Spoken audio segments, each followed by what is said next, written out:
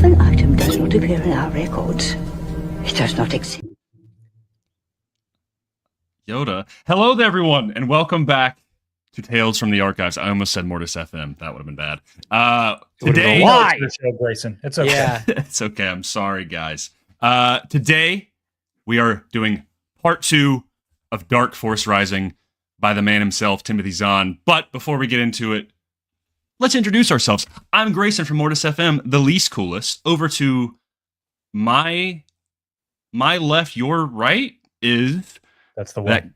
Hey, Yep. Hey, lock in. Oh, it was me?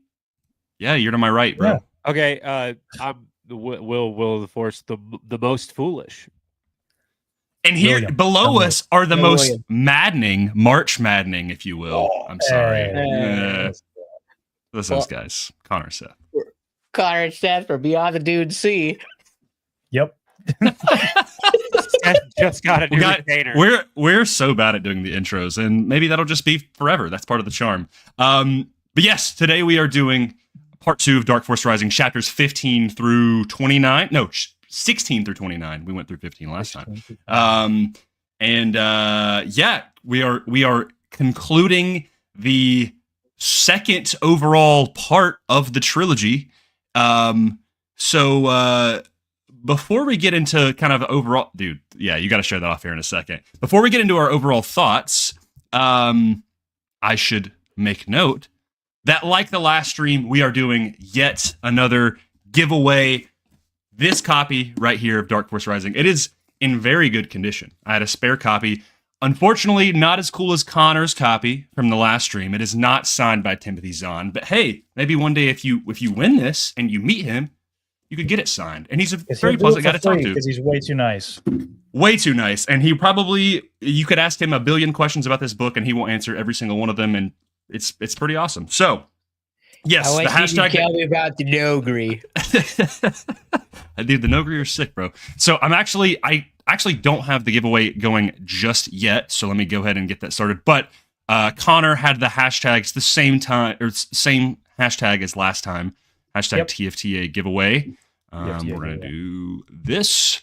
Live stream. Bam. It will be hashtag. Do I put in a hashtag? We'll see.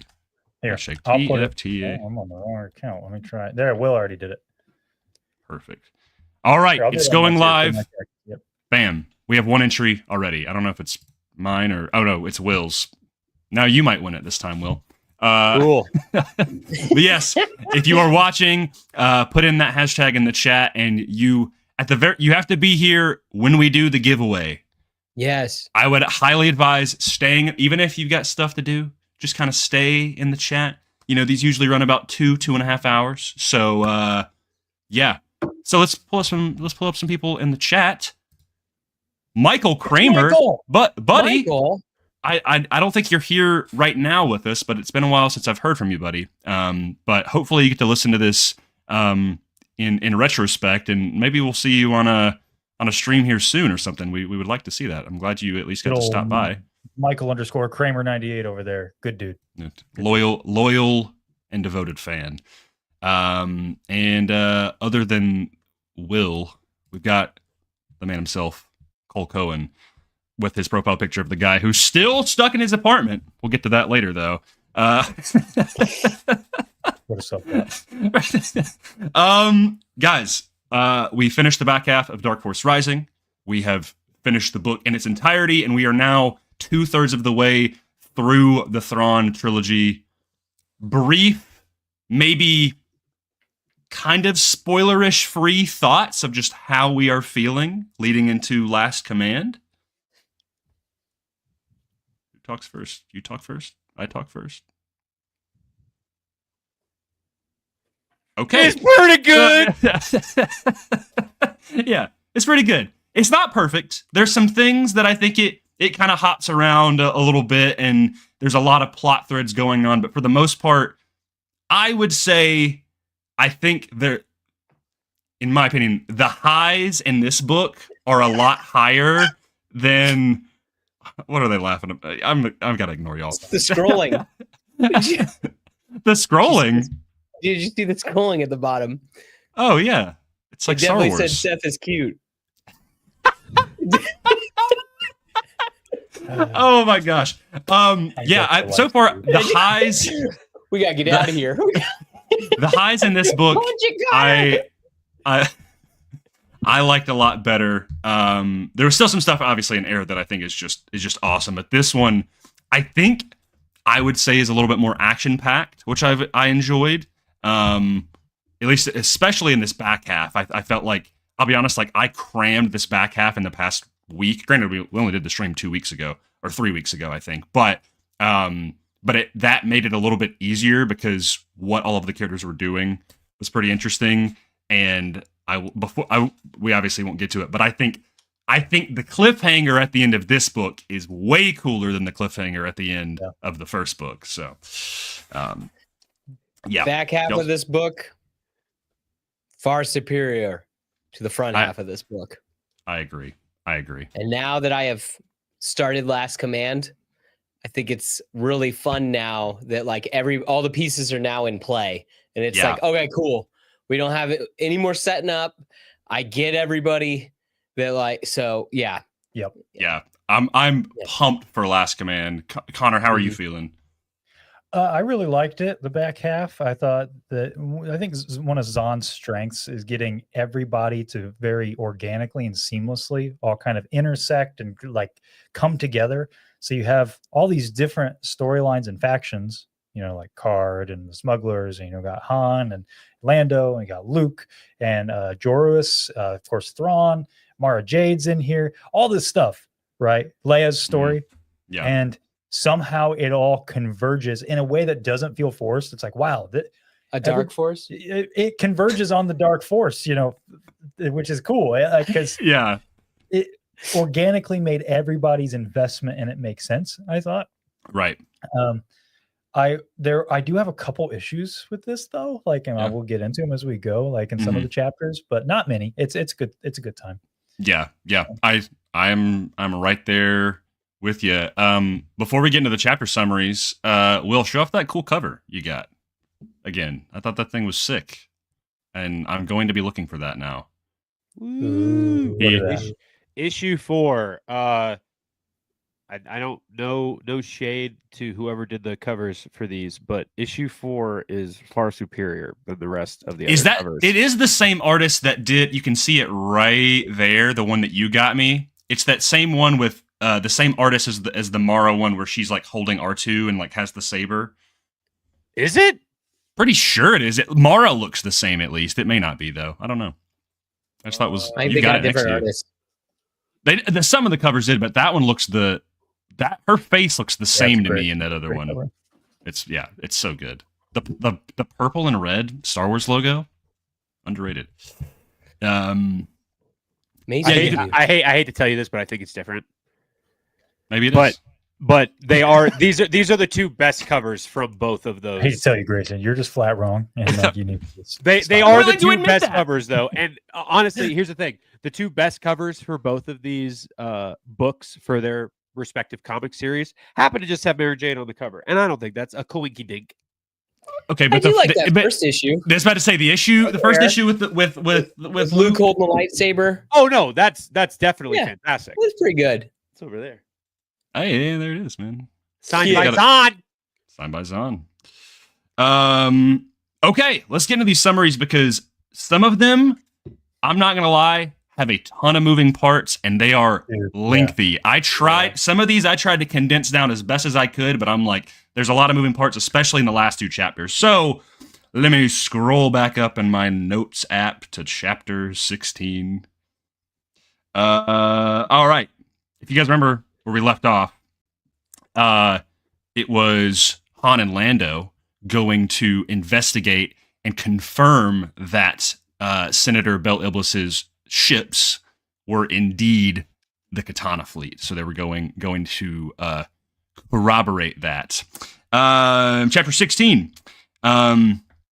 They go. Han and Lando go to this like kind of bar central hub area that's on their base, and they do confirm that, or at least Lando does confirm that it is the Katana fleet, at least a portion of it. Irenes, the older security lady, almost catches them and brings them to Senna in her land speeder. She reveals that Garmbo Iblis used to be part of the rebellion, but left after Mon Mothma began to take a little too much control. I believe they specifically say it was when Bail dies, when Alderaan is destroyed. That was kind of like the cutting off point.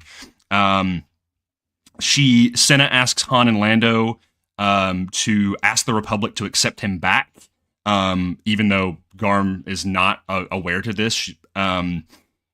Then she tells him that she doesn't know where the dreadnoughts specifically came from, other than a man on this gambling like underwater cruise liner called the Coral Vanda, like the Galactic Star Cruiser but underwater.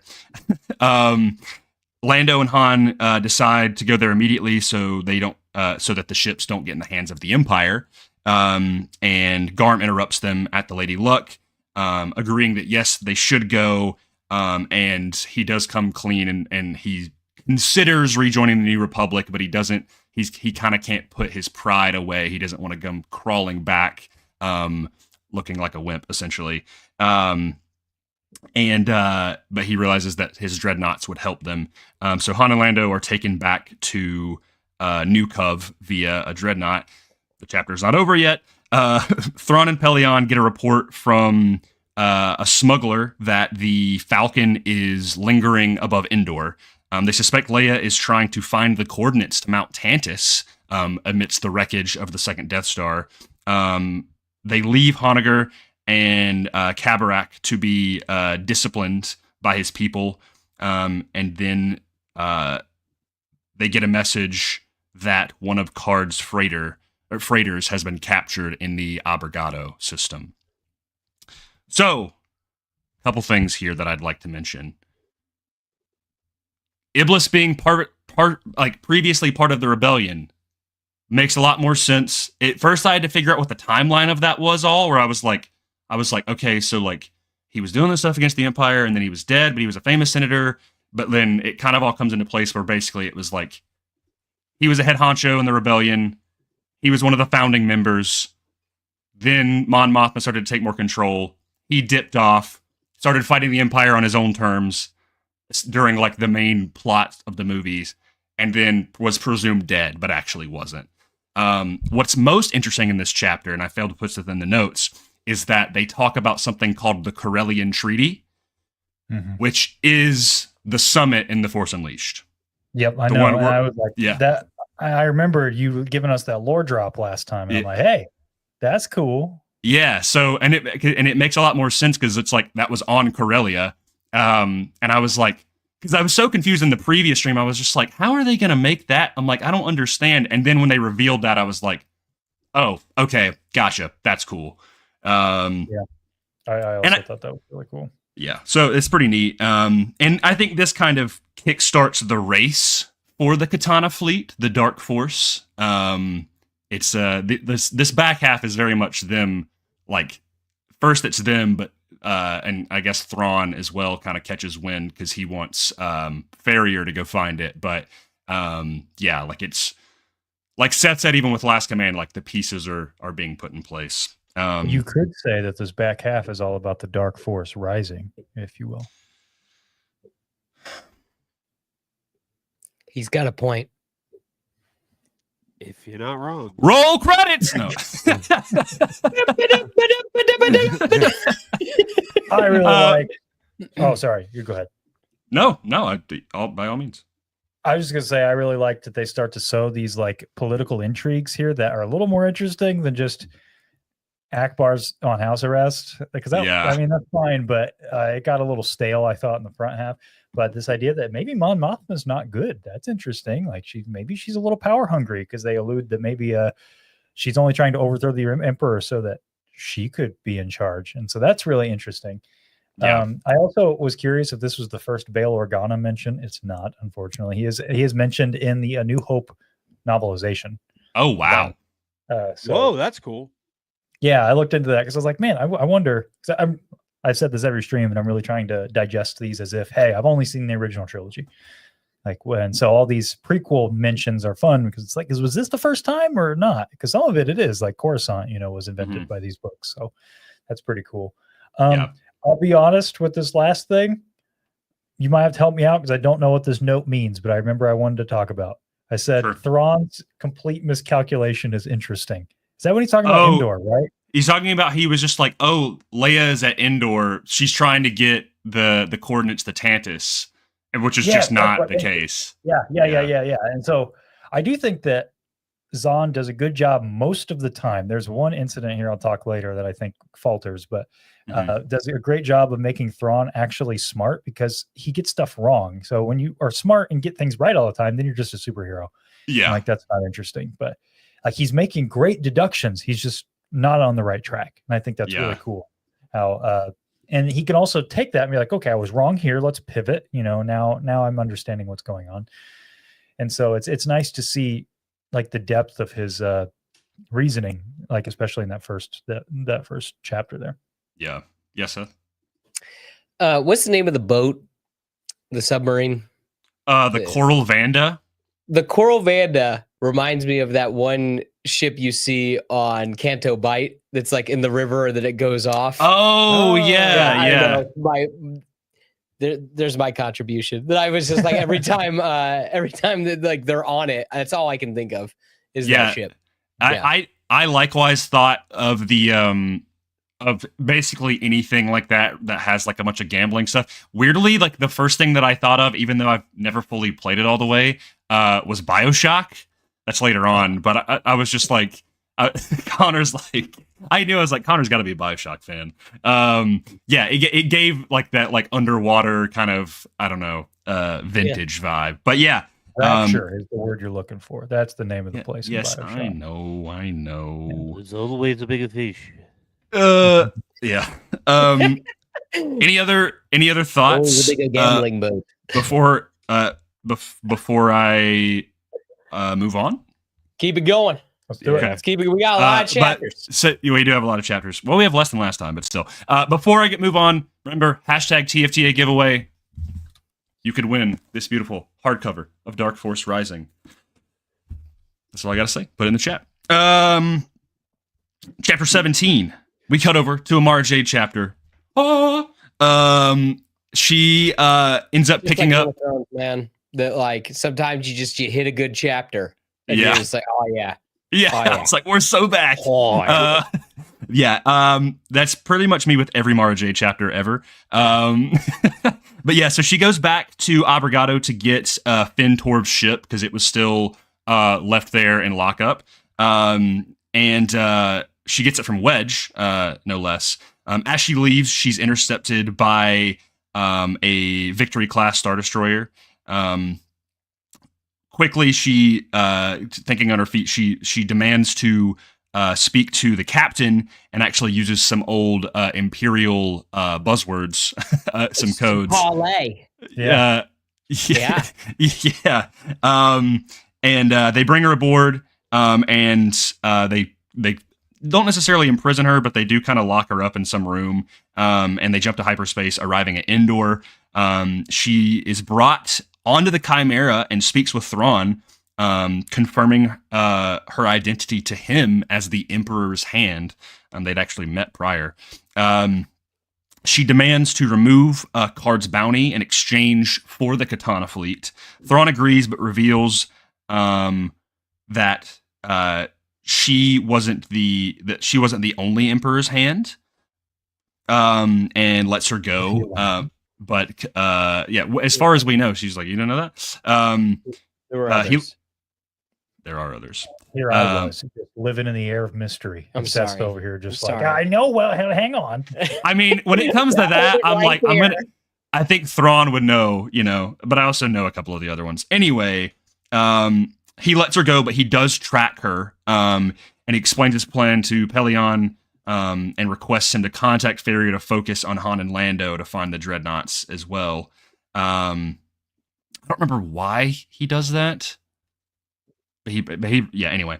Additionally, intelligence looks into who knows of the location based on Card's story, using the record. Oh yes, they base it off of what Mara tells about Card. So yeah, getting a Mara Jade Thrawn interaction, I was feasting. And there's another one later on that's even better. It's really fun. It's a fun interaction between the two, where she's like, it's a power play. Yeah, you've got the cards. And who's more special to the Emperor? Yeah, you or me? Now I have a question. I wonder if this was. It's either me misunderstanding how this works, or is this a mistake? So when they're there in the Star Destroyer, and he's asking about Thrawn's asking Mara if she can sense the Emperor, right, and the Emperor's death. Mm-hmm. How does she do that if there are Ysalamari Lamari on board? I don't think there's Ysalamari Lamari in the room with him at that time, because they haven't been with Sabaoth for a while. So like, I thought she mentions that she can sense it or something. What do you mean she can sense it? Like, can sense the bubble. I don't remember. I guess in that she chapter. can't. Yeah, things are foggy to her, aren't they? They're just foggy to her. Force choke him, so attempts to later on, but I think it's because Thrawn knows like she's really weak with the Force right now. The way I interpreted it, because Sabaoth has not been on the Chimera since the previous book. I know, but I guess maybe I'm misremembering, but because I wrote it down, I thought there was a mention of Ysalamari Lamari on board, and she was like, "Oh yeah, that's." Forget it. Maybe it's not there. Maybe I misinterpreted. But I was like, how did she sense the Emperor? Either way, that's cool. Yeah. We get more backstory with Mara and the Emperor and how doesn't he make her as well like identify which like brooch she wore when they first met? Yeah. Really cool. He's like, I remember. Do you? That was a great interaction. So good stuff. Yeah. Yeah, another one of those Emperor's Hands spoilers. Remember Arden Lynn in your stream for Masters of Terrascasi? Oh yeah, that random chick. Yeah, she's an Emperor's Hand. She's an Emperor's Hand. Yeah, I think that's like. Real character, I know she was invented for that. Did they do anything? I mean, I don't think they did anything else with her. No. There's also another one in the comics, Lumaya. She had like the light whip. Isn't she an Emperor's Hand? I think she was just the Dark Woman, or she was a Dark Lady. I don't even know if she was listed as a member of the Emperor's Hand. Okay. I got the 12 pulled up. Oh, there's 12? Okay. 1, 2, 3, 4, 5. Say no more! Called the Dark Woman? 14, sorry. Well, one of them's rumored, so 13.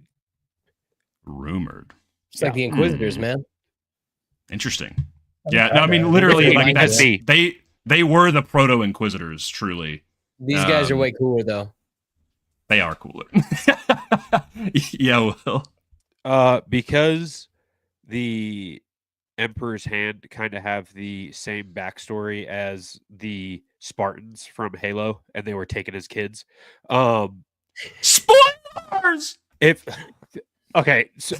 Spoilers for Halo if you haven't played it, and also for me. Oh, you've never played Halo? No, they haven't said when Mara Jade gets taken by the Emperor. Oh, okay. I played Halo, I'm buddy. done talking about this. Nope, I'm not going to get into anything else. No, just do it. Around a warthog, Will. Yeah, that's what I was going to say. I was like, what are we talking about here? We got a bunch of Halo noobs? Sorry, Seth, go ahead. No. Connor, do you think that I sound like in your head, do I sound like the kid from the Polar Express? What? Because earlier you're like, yeah, hold on. Is that what I sound like? Have you been sitting there thinking about that this entire time? I have this entire time. We're not talking about Halo or Polar Express. I love Halo. I love Halo as well. Well, you only like CE, but I like through most of them. Anyway, yeah, they are kind of like Spartans. Yeah. You want to continue, Will? No, I have nothing else to say. Okay. Sorry, man. What? Let's go to the Is chat. that what I sound like? Later, fellas. Thrawn is so cool, Orbital Hub. Thanks for being here. He really is. I understand the hype. That would be desperation indeed. Yeah, I thought that was funny. You're just like, bro, with the teddy bears. Come on now. Yeah, it could have been mined for a while. I hope we get more. I fear we will not. but it's okay. I'm trying. Yeah, it doesn't matter. I'll look it up later. That's for my. I hyperfixate on things. Any other thoughts before I go into chapter 18? Nope. Move on. Perfect. Back to Leia and Chewie. They try to make a plan as to what their next steps are. They take a break and speak to. Again, I'm just going to call her the matriarch because it's pronounced or spelled a weird way. Leia decides that she's got to leave Honegger and break free Kabarak. Otherwise, if they get the information out of him, it ain't going to be good. The matriarch actually agrees to help, sensing honor in Leia, and she's like, I'll go with you. Back to Han and Lando. They arrive near Nukov, getting a message from Winter, who I have thoughts about. She tells them that Luke actually sent a. He basically faxed a message for them to meet him at Nukov, but it's very obviously a fake. And as they land in Illik, the city on Nukov, they find Niles Ferrier waiting there, just smiling, smoking a cigar at the spaceport. He offers the team up and split the ships in the Katana fleet, claiming to have the name of the man who knows where it is. Basically, they have the location, he has the name, but Lando's like, screw that, I don't want to deal with you, and they leave. They find a tracker on the hull of the ship, planning to drop it off at another planet. But we cut over back to Niles Ferrier and his little wraith, and they planted a second tracker in the ship. They never expect the second tracker, fellas. Second tracker trick. Yeah, I liked the little breadcrumb that they were like, Han like turns and he like doesn't see anything, and I was like, that's kind of weird. And then I was like, oh, very cool, very nice. Yeah, just some setup here, nothing crazy. Yeah, good. What are your guys' thoughts on the Wraith? I want to know how they work more. I was gonna say I've looked at pictures of them and I'm like, this is just. I still picture the guy from Cyber Chase. What does he look like? Cyber Chase or Cyber Attack Scooby Doo? Cyber Chase is the PBS Kids show. No, I know, but it's that's what it's called, right? I thought it was Cyberspace. Isn't it like Scooby-Doo Cyberspace or something? I always thought it was Cyber Chase as well. But Cyber Chase is also that PBS show with the penguin that flies. Yeah. It has Gilbert Gottfried. He's like, why I gotta... Let's learn to spell! This is what I pictured. The ghost from Cyber Chase, from Scooby-Doo. Can you pull it up, please? Yeah. I just want to know. Huh. That's what I pictured. There's a picture of him right there. Yeah. That's what you picture. I don't know. It's just that, but black. Huh. Okay, this is a very niche reference. Connor's gonna get it. Do you remember the Daedric item in Skyrim, the ebony mail, the chess piece? You remember how when you crouched, it would like make you turn like black and like have like shadows and stuff? I can picture that. Sure. That's kind of what I think of, where it can, like, when it's staying still, it kind of like fades away, and when it's moving, it reappears. Let's pull up this thing. That's yeah, I was gonna say they look like big wolf kind of things. Okay, he did say later on, it mentions that like fuzzy arms grab Han, and I was like, what? It's like a big interesting. So it's like yet another thing that's like a Wookiee. Hey, this is what I picture. Will just can we pull it up? Yeah, I want to see this. Where did you send it to me? In the private thing. Okay. Scooby-Doo fandom, the Phantom Virus. That was the ultimate. Yeah, no, this thing is sick. This book black. I'm telling you. Please pull it up. I need to see. Yep. We need to show the people. Yep. Shut up. The guy Gardner. Oh, that thing? I could see it. Just like that, but black. That's all I'm saying. Yeah, I could see it. I don't know why. It's just it's funny because in my mind's eye, I picture everybody in live action, but this is the only cartoon character. It's like like Who Framed Roger Rabbit? Yeah, basically. Why is he playing baseball, dude? What is this movie? Sorry, I'm not going to tell you because it'd be a spoiler for the movie, Grayson. I have not seen Scooby-Doo with a cyber chase. Well, hey, I've got it on a VHS over there. Gotcha. Man, when are we getting that Beyond the Dune Sea Scooby-Doo cyber chase special? I know. Yeah, I guess I hope that's we gonna be watched the the next Hex one. Girls one. I hear that one's good. That one is good. I always like Zombie Island. Cool. All right, moving on. Let me fix this. You guys are ridiculous. These streams are so unserious. By the way, shout out to 16 people that are watching collectively. Hey, thank you. Thank you. Yeah, thank you for being here. Remember that episode of Star Trek where Picard beams down? Nope. I got nothing. Never seen it. I was about to say, Trekkie. There's 4 lights. Did you intentionally say that like Gilbert Godfrey from Cyber Chase? I would say something to be confused with Scooby-Doo in the cyber chase. Yeah, it makes sense. It was cyberspace chase, so you know, like Spider-Man. Chapter 19. Back to Mara. She meets with Card again on an unspecified planet because they don't ever mention it. Where their new base is at. Card suspects a trap. And at first it's fine, but then Imperials ambush them and take Card prisoner. And he believes that Mara betrayed him.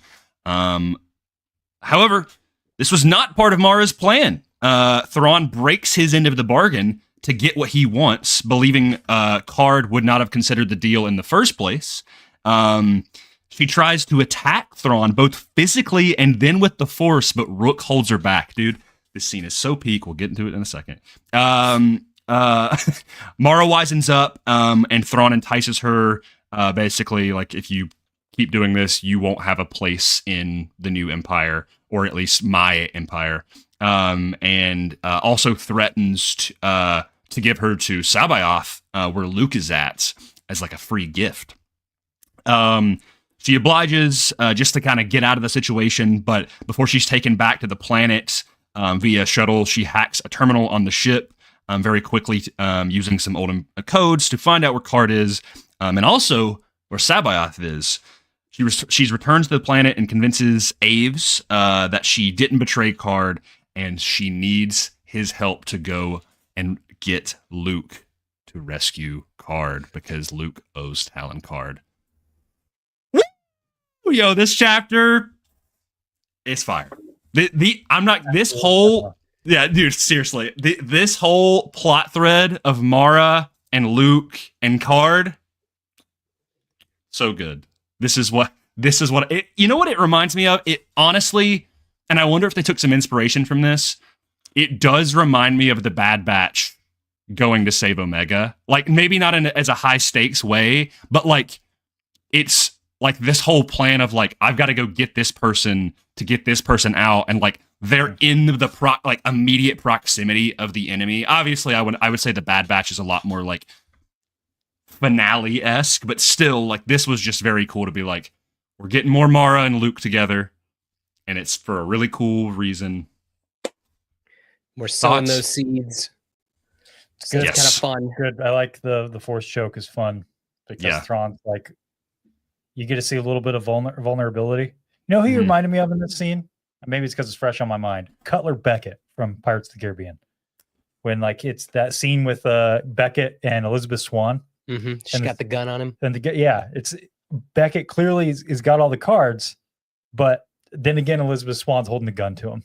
So that's like what this reminded me of, where it's a fun dynamic where you got the really smart guy here, but at the end of the day, he's just a guy. Yeah.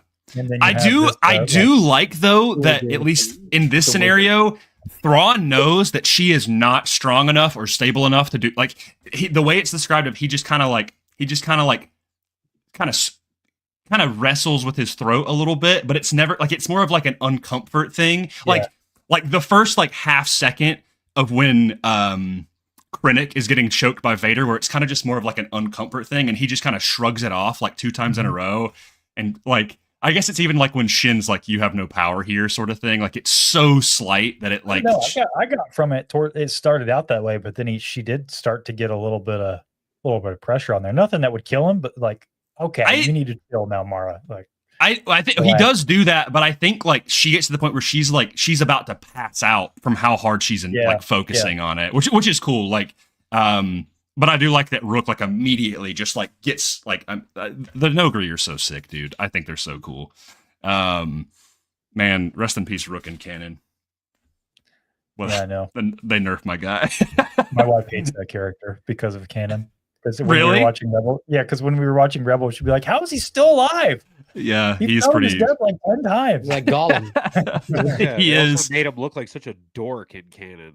Yeah, dude. Yeah, the Nogri. That's all I picture. I can't picture anything else. I mean, he okay. In Tales of the Empire, he looks way better. They're just bulky in like if you look at the comic. Yeah, they're really stocky. The Wizards of the Coast Mini. Yeah. Will pull up a picture of him in Tales of the Empire because he looks way better in that than in Rebels. I love Rebels. Pull that up. Yeah, pull it up, dude. You're my guy in the chair. He was in that. Yeah, he's pretty good in that. In that, he's really good. I don't know if he's in the new canon Thrawn books at all, but I would love if we got some more of that because he kind of. I'm gonna feel pretty sardonic if he's not in there. I'll be real. I'm glad you're capitalizing off of that joke, dude. I think it's so funny. Oh yeah, he looked way better in Tales of the Empire. He was kind of laying. I mean, until kind of the very end, he was kind of laying out Morgan Elsbeth. Yeah, but dude, they also could have looked like this. Yeah, they look. The thing is I'm like, like that's what I think. That's sick. It's really cool, dude. It's kind of like a Trandoshan. They're like a weird. They're like more of like a skeletal, muscly Trandoshan. Like it's almost like if you combined a Trandoshan with like a Triceratops or something. Yeah, I don't know. It's pretty cool. It's pretty cool. Yeah, this is a great chapter. I love that Mara is using some of her imperial, I guess like history, and knowledge. It's her knowledge, some of her past ties, and what I do like in this chapter as well, we get a little bit from TFTA giveaway. Remember, giveaway right here. Be in the stream when we do it. You could win. I'll send it to you. That we get a little bit of perspective from Card in the beginning when he does get captured. And Seth is cute.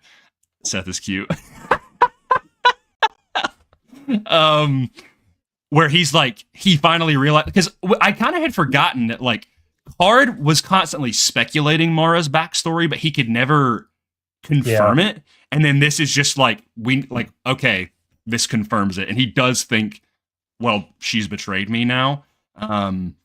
Because like I think the only inkling we ever get about it is in the end of is when Luke gets captured and heir to the Empire. He's just like, yeah, like you know more, like there's something that you know too. Like I can't quite. Yeah, he tries to trade it. He's like, hey, I'll give you some info if you tell me why this lady hates you so much. Yeah, exactly. And he's like, I'm just a chill guy.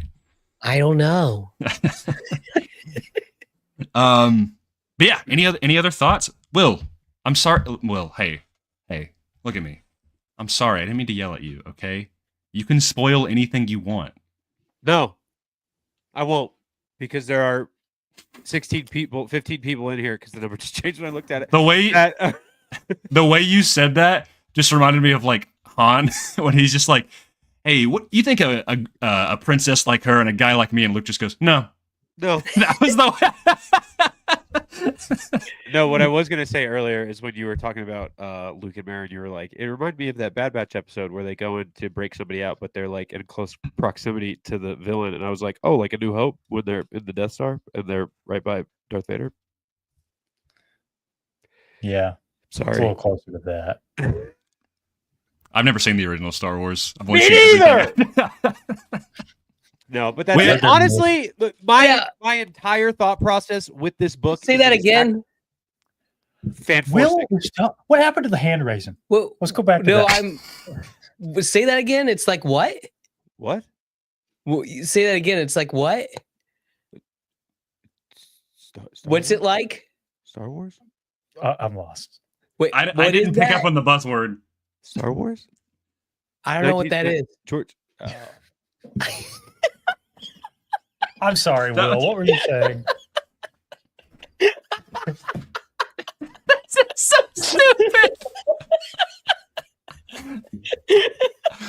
Nobody's ever gonna watch these streams anymore because they're like, listen, the plot has actually been lost. Come back.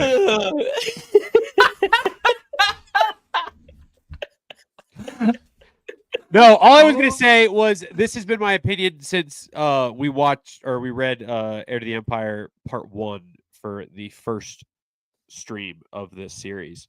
All of these little arcs and these little chapters that are so unbelievably dense feel like they could be 3-episode arcs of a series like Clone Wars. Every time. I completely agree. And every time you get to the end, you're like, okay, like you get to these arcs and it's just info dump. Oh, that's something cool. Info dump. And then you get to the end and you're like, oh, okay, we're here. And it's all, obviously, Timothy Zahn's a great author, and it's all interwoven into the story that, because we've read the entire book, we see where it's going. But kind of like Seth was saying last time with the first half of the book, I feel it more in this book than I do Heir. I still, like, for my ranking, I loved Heir so much more than I love this. This is a lot of fun, but I really enjoyed Heir. This is one of those times where I feel like Heir to the Empire and Last Command could have been 2 really big books rather than 3 books with Dark Force Rising in the middle. Like, if they split it in half, I would be like, oh, like, if they were 2 really big ones, I'm sure, obviously, Zahn writing it, and they're dense books. So, like, to have 2 big ones like that, like, that's probably wild. This is the shortest of them all. Yeah. I just mean in terms of, like, volume and mass. There's a lot going on in this. Like a second act, right? I mean, it is definitely like it follows the template exactly, these 3 books of the 3-act structure. It does. Which is why I think this feels the least interesting, is because you get, inciting incident, all that stuff set up in Heir, and then I assume payoff and climax in Last Command. We will find out. Yeah. Heir is exciting because of the introduction of the new characters, and also it's like that thing of us of like, oh, Thrawn, oh, Mara, like you're getting the introduction of all these cool characters, and DFR is really cool, but you're also getting new characters with the, I guess, the glitz and the glam of like already knowing who Mara and Thrawn are, that when they're in the book, you're like, oh, this is awesome. That's my thing, is like, we don't get enough in Heir of Sabaoth and Mara, who were by far the characters that I wanted to know more about. Yeah. And I will say that I liked the 3rd act of this book way more than the 3rd act of Heir. Like, Heir is great, but like, when it got to the whole, like, the mole miners and stuff, I was like, and that whole plot thread kind of fizzled out very quickly. Whereas this, like, has more, like, the Dark Force, the Katana fleet has way more consequential stakes. It was like, I wonder if they could have, if, like you said, like with the 2-book thing, if they had kind of maybe just gotten rid of the whole mole miner kind of plot stuff and just kind of went straight for the Dark Force thing, like, maybe that would have made it a little bit more succinct. I'm not knocking all of that stuff, but like, that was kind of like here's the mole miner stuff. All right, that's kind of out of the window. But hey, there's another thing now, which is obviously going to have way more impact in the next book rather than, and we just get more Mara and Sabaoth, who are such cool. I mean, because we get a lot of Thrawn and Heir. But I also get your point of like, this is very much a middle act, and there is a lot of stuff that's set up that will come into play. So yeah, it's got its peaks and valleys, Strictly in this book, out of the 3, I think when it comes to this, the parts where we get like the very cool scenes with like Mara and Thrawn, or like Sabaoth and Luke and stuff like that in this book, they feel so meaty and you're hungry for it the entire time. Because I feel like in this book, the rest of the stuff is so it's you're waiting to get there. You know what I mean? It's like a lot of the times with books, it's like, oh, the journey is the adventure of like reading it. You're getting to the end. It's like, oh, it's not the end that you want to get to. I feel like with this one, I'm constantly like rereading it. I'm constantly like, waiting for the thing that I know is going to happen next. Right. And maybe that's just consequence of knowing the book and rereading it. But like the stuff that's in between those giant pillars of why I love this book, I just feel like there's so much more of that here than there was in Air. Oh, dude, I'm with you. As someone who's not read this book, like you can kind of predict where things are going, and I'm like, yeah, hey, look, I like what I'm reading here, but can we move it along because I want to get back to this because this part's really cool. Yeah, which is why also when I bring up like the Clone Wars arc thing, there's the there's that thing of like when you get if there's like if it's a 3-episode arc. And you jump to the 3rd episode, you're like, oh, that was all the stuff that was so cool about this arc. And then you go to the middle one, you're like, well, I could have just watched the 3rd episode. You know what I mean? Right, yeah. I don't know. There's like an arc that's kind of, I'm trying to think of one off the top of my head that kind of has that, where it was like it's got fun stuff in the middle, but it doesn't really matter too much. Like the Umbara arc. Yeah, I was about to say Umbara, maybe. I love that arc, but the end is way better. I was thinking more of the stuff with Obi-Wan with Reiko Hardin, where like the middle is fun, but like the box where I'm like, it's fun stuff and it's really good, but like the big like plot development stuff are like this the bread, I guess. I'm thinking like the final season of Clone Wars where you get Martinez sisters. Okay. It's like it matters, kind of, but it's like because it's yeah, that might be a disrespect to Dark Force Rising a little bit. I'm just comparing. No, I get you. Yes, Seth, you've been raising your hand for a while. I'm sorry. Yeah, it reminds me, now bear with me for a second, but it reminds me a lot of a mix between The Empire Strikes Back and Last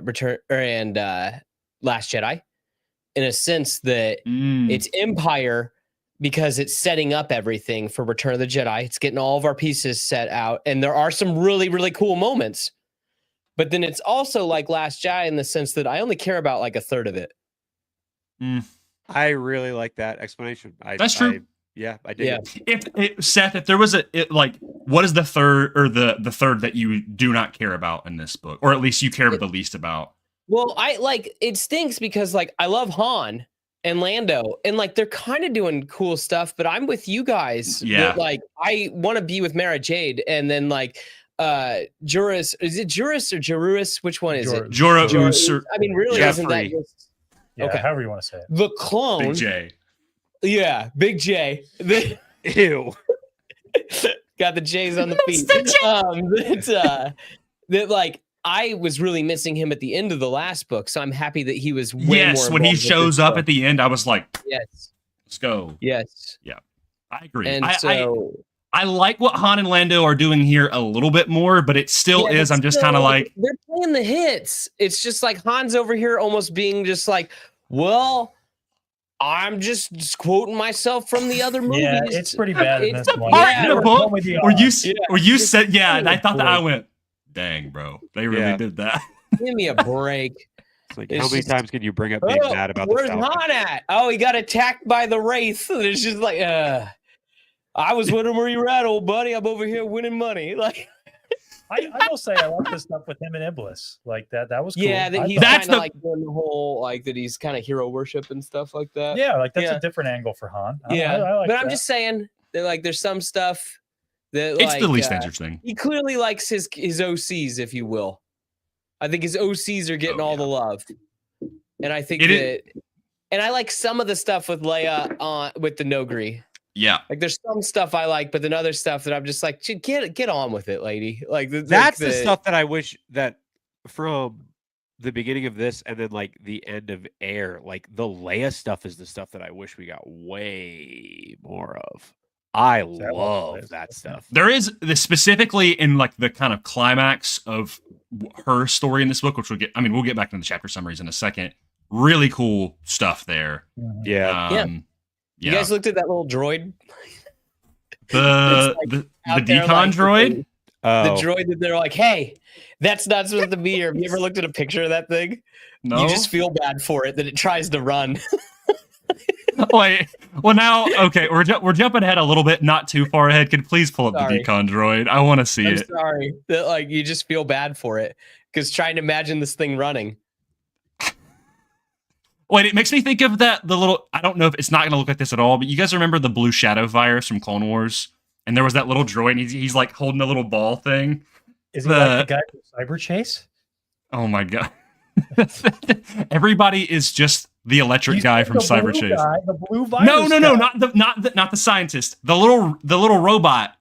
That's like, you know. I'm just giving you crap. Yeah.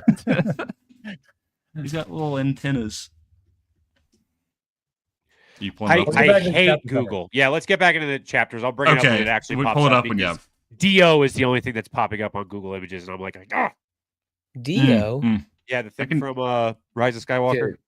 Like Rainbow in the Dark?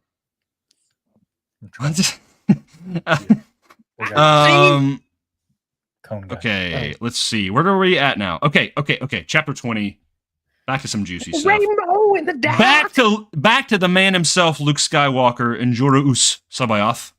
They hold a judgment council where Luke holds the final dispute.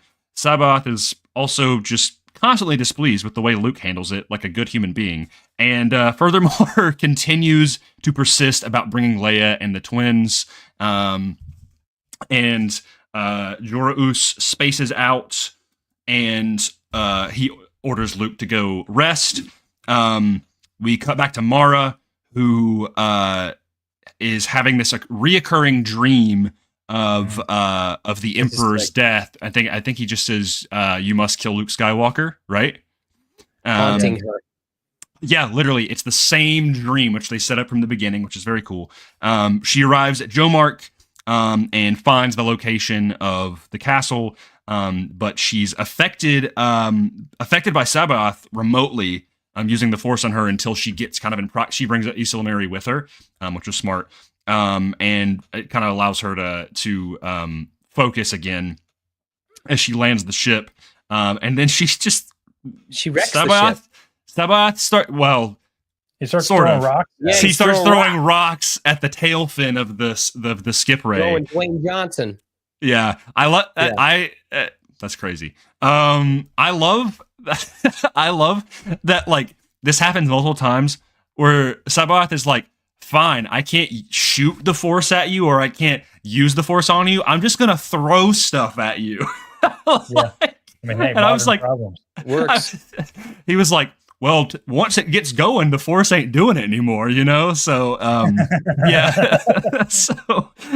Yeah, it's pretty. I like this stuff though. I really like the Luke Sabaoth dynamic. The little council thing is interesting. And I do like that Zahn doesn't make Luke dumb. That he like Luke is almost doing this just to like kind of help him because he knows, he's like, I don't vibe with this. Like, Yoda and Obi-Wan were not like this. I'm not like, we're gonna just try to dispute this. But yes, Seth. It reminds me kind of Dark Empire, that like Luke's trying to save this guy from the inside out. Like Luke joins Palpatine, the Palpatine clone, like he doesn't really have a choice, but at the same time he's all like, maybe I can like uncorrupt it from the inside. Yeah. And everything, and then he ends up getting corrupted. But I do, this is kind of off topic, I've never actually fully read Luke. That's all I'm saying. Oh yeah, he's gonna martyr and he's gonna try his best. Yeah, no, I think that's great. By the way, this is off topic. Dude, that's so cool. I do want to read Dark Empire. I want to read like as a comic, like maybe on this as well, because I've never read them fully, and I'm curious. Dude, is it Tom Veitch who wrote those? Yeah. Yeah. Yeah, those are good stuff. Any thoughts before we go to chapter 21? I just really like. So I want to ask you guys' opinion about this vision that she keeps having. Because first of all, super cool. Because man, Grayson's over here. I was gonna say, is that a Cerveza Crista? No, it's not alcoholic. Wow. He just likes the taste. I do. I like the taste. Anyway, so we have this dream, which I think is really interesting. That her perception of how this happens is that Luke and Vader turn their sabers against the Emperor. Right? That's just really. Because obviously, it reminds me of that shot of their like lightsabers clashing in front of him like, and laughing and everything. That, well, the way it's described is it goes that, and then they're like, wait. Like how it actually happened. And then they both come in, which is such an antithesis to how it really happened. I think it's really fun that that's how that worked. But I'm mainly curious, what do you think this is, this dream? Is it more than just a dream? Because like we get it several times where the Emperor is just in her head, like, you must kill Luke Skywalker. Mm-hmm. And that's got to be more than that, right? And like based on Zahn's previous writing here and like Luke's theory about how Force ghosts work, I wonder if like that's what we're leaning into, is like the Sith and the Emperor maybe anchored in some way, like left a piece of himself within Mara. I don't know. Maybe I'm thinking too hard into it, but she keeps hearing that voice like over and over again. Like, you must kill Luke Skywalker. And it's almost like brainwashing. It's very, I don't know. So the way I always picked up on it was, and I did think about that. I didn't think about that either. Is in the room with you. If I'm not mistaken, the last mission, because we find out in the previous book that like she went to Jabba's palace, and I think she was trying to kill Luke, right? And I interpreted it that she just kept hearing, like she just keeps dreaming about the last thing that he told her to do, and she failed. Maybe that definitely could be it. Yeah. Because like I could buy into that. Yeah, because I'm like, if we're going by Dark Empire, technically he's still kind of out there. So I guess you could go into that. Although I don't know, there's like her vision, along with the fact that she keeps hearing that mantra, you must kill Luke Skywalker, even though it's starting to go against I think what she actually feels. Mm-hmm. And you see her kind of break her conditioning a little bit as the story goes on in this book. But that seems like something Palpatine would do, is like somehow send her this vision, like haunt her with it. Like, hey, they cut me down in cold blood. I was unarmed, they cut me down. And that's obviously not how it happened. Now, I could definitely still interpret it in the way that that's just how her mind is going. Like, that's the only way you could kill the Emperor, is if you invade her. I wonder if we see it with Sabaoth where he's like affecting people with the Force. Like, he's really good at like coercing people. I'm curious if like maybe Palpatine did that a little bit to her as well, where like obviously we know Palpatine's very strong in the Force. Like, he was so strong that like he was kind of like he did that Sabaoth effect to her, but then when he died, like it just kind of has just been ingrained in her mind. That's maybe like there's an echo. There's like a Force echo in her mind or something. I mean, if we're sorry, Seth. If I may, I think it's kind of like Kylo Ren, that like she has to purge that from herself, and that it's manifested, that like, because she's like finding herself and like learning how to be a good person again. How do you mean like Kylo Ren? Because Kylo Ren has to like purge that Kylo Ren part of himself with revisiting with his dad in Tross. Right? Yeah. And so like I think that she is going to have to eventually wrestle with that. So kind of like how Han is a Force echo, if you will. I mean, but you could choose that. Is he an echo, or is this just like she's going to purge the dark side, that's just manifesting. That's how it manifests. No, I get you. Okay. Yeah. Or I trauma. could buy that she's like Red Book Winter, like she's been Red Booked Winter Soldiered. Yeah. That like he may have done that right before, the moment before, that they all have that programming that like, hey, by the way, you got to go after what. But I really do think it's kind of like a Ben Solo. Purging, like she's really like she's fighting with herself, and this is how it's manifesting basically. Gotcha. Yeah, she's got to. Yeah, I guess my mind just goes like it's so specific in how it's done here in the book, and this is Star Wars. Yeah, everything is when it comes to Force users anyway.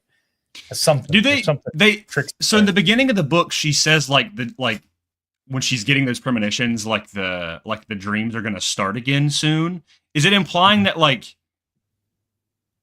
that I guess that she's just had these dreams infrequently for the past 5 years, or was she talking more broadly of like having weird Force influenced dreams prior to Palpatine's death? I'm curious about that.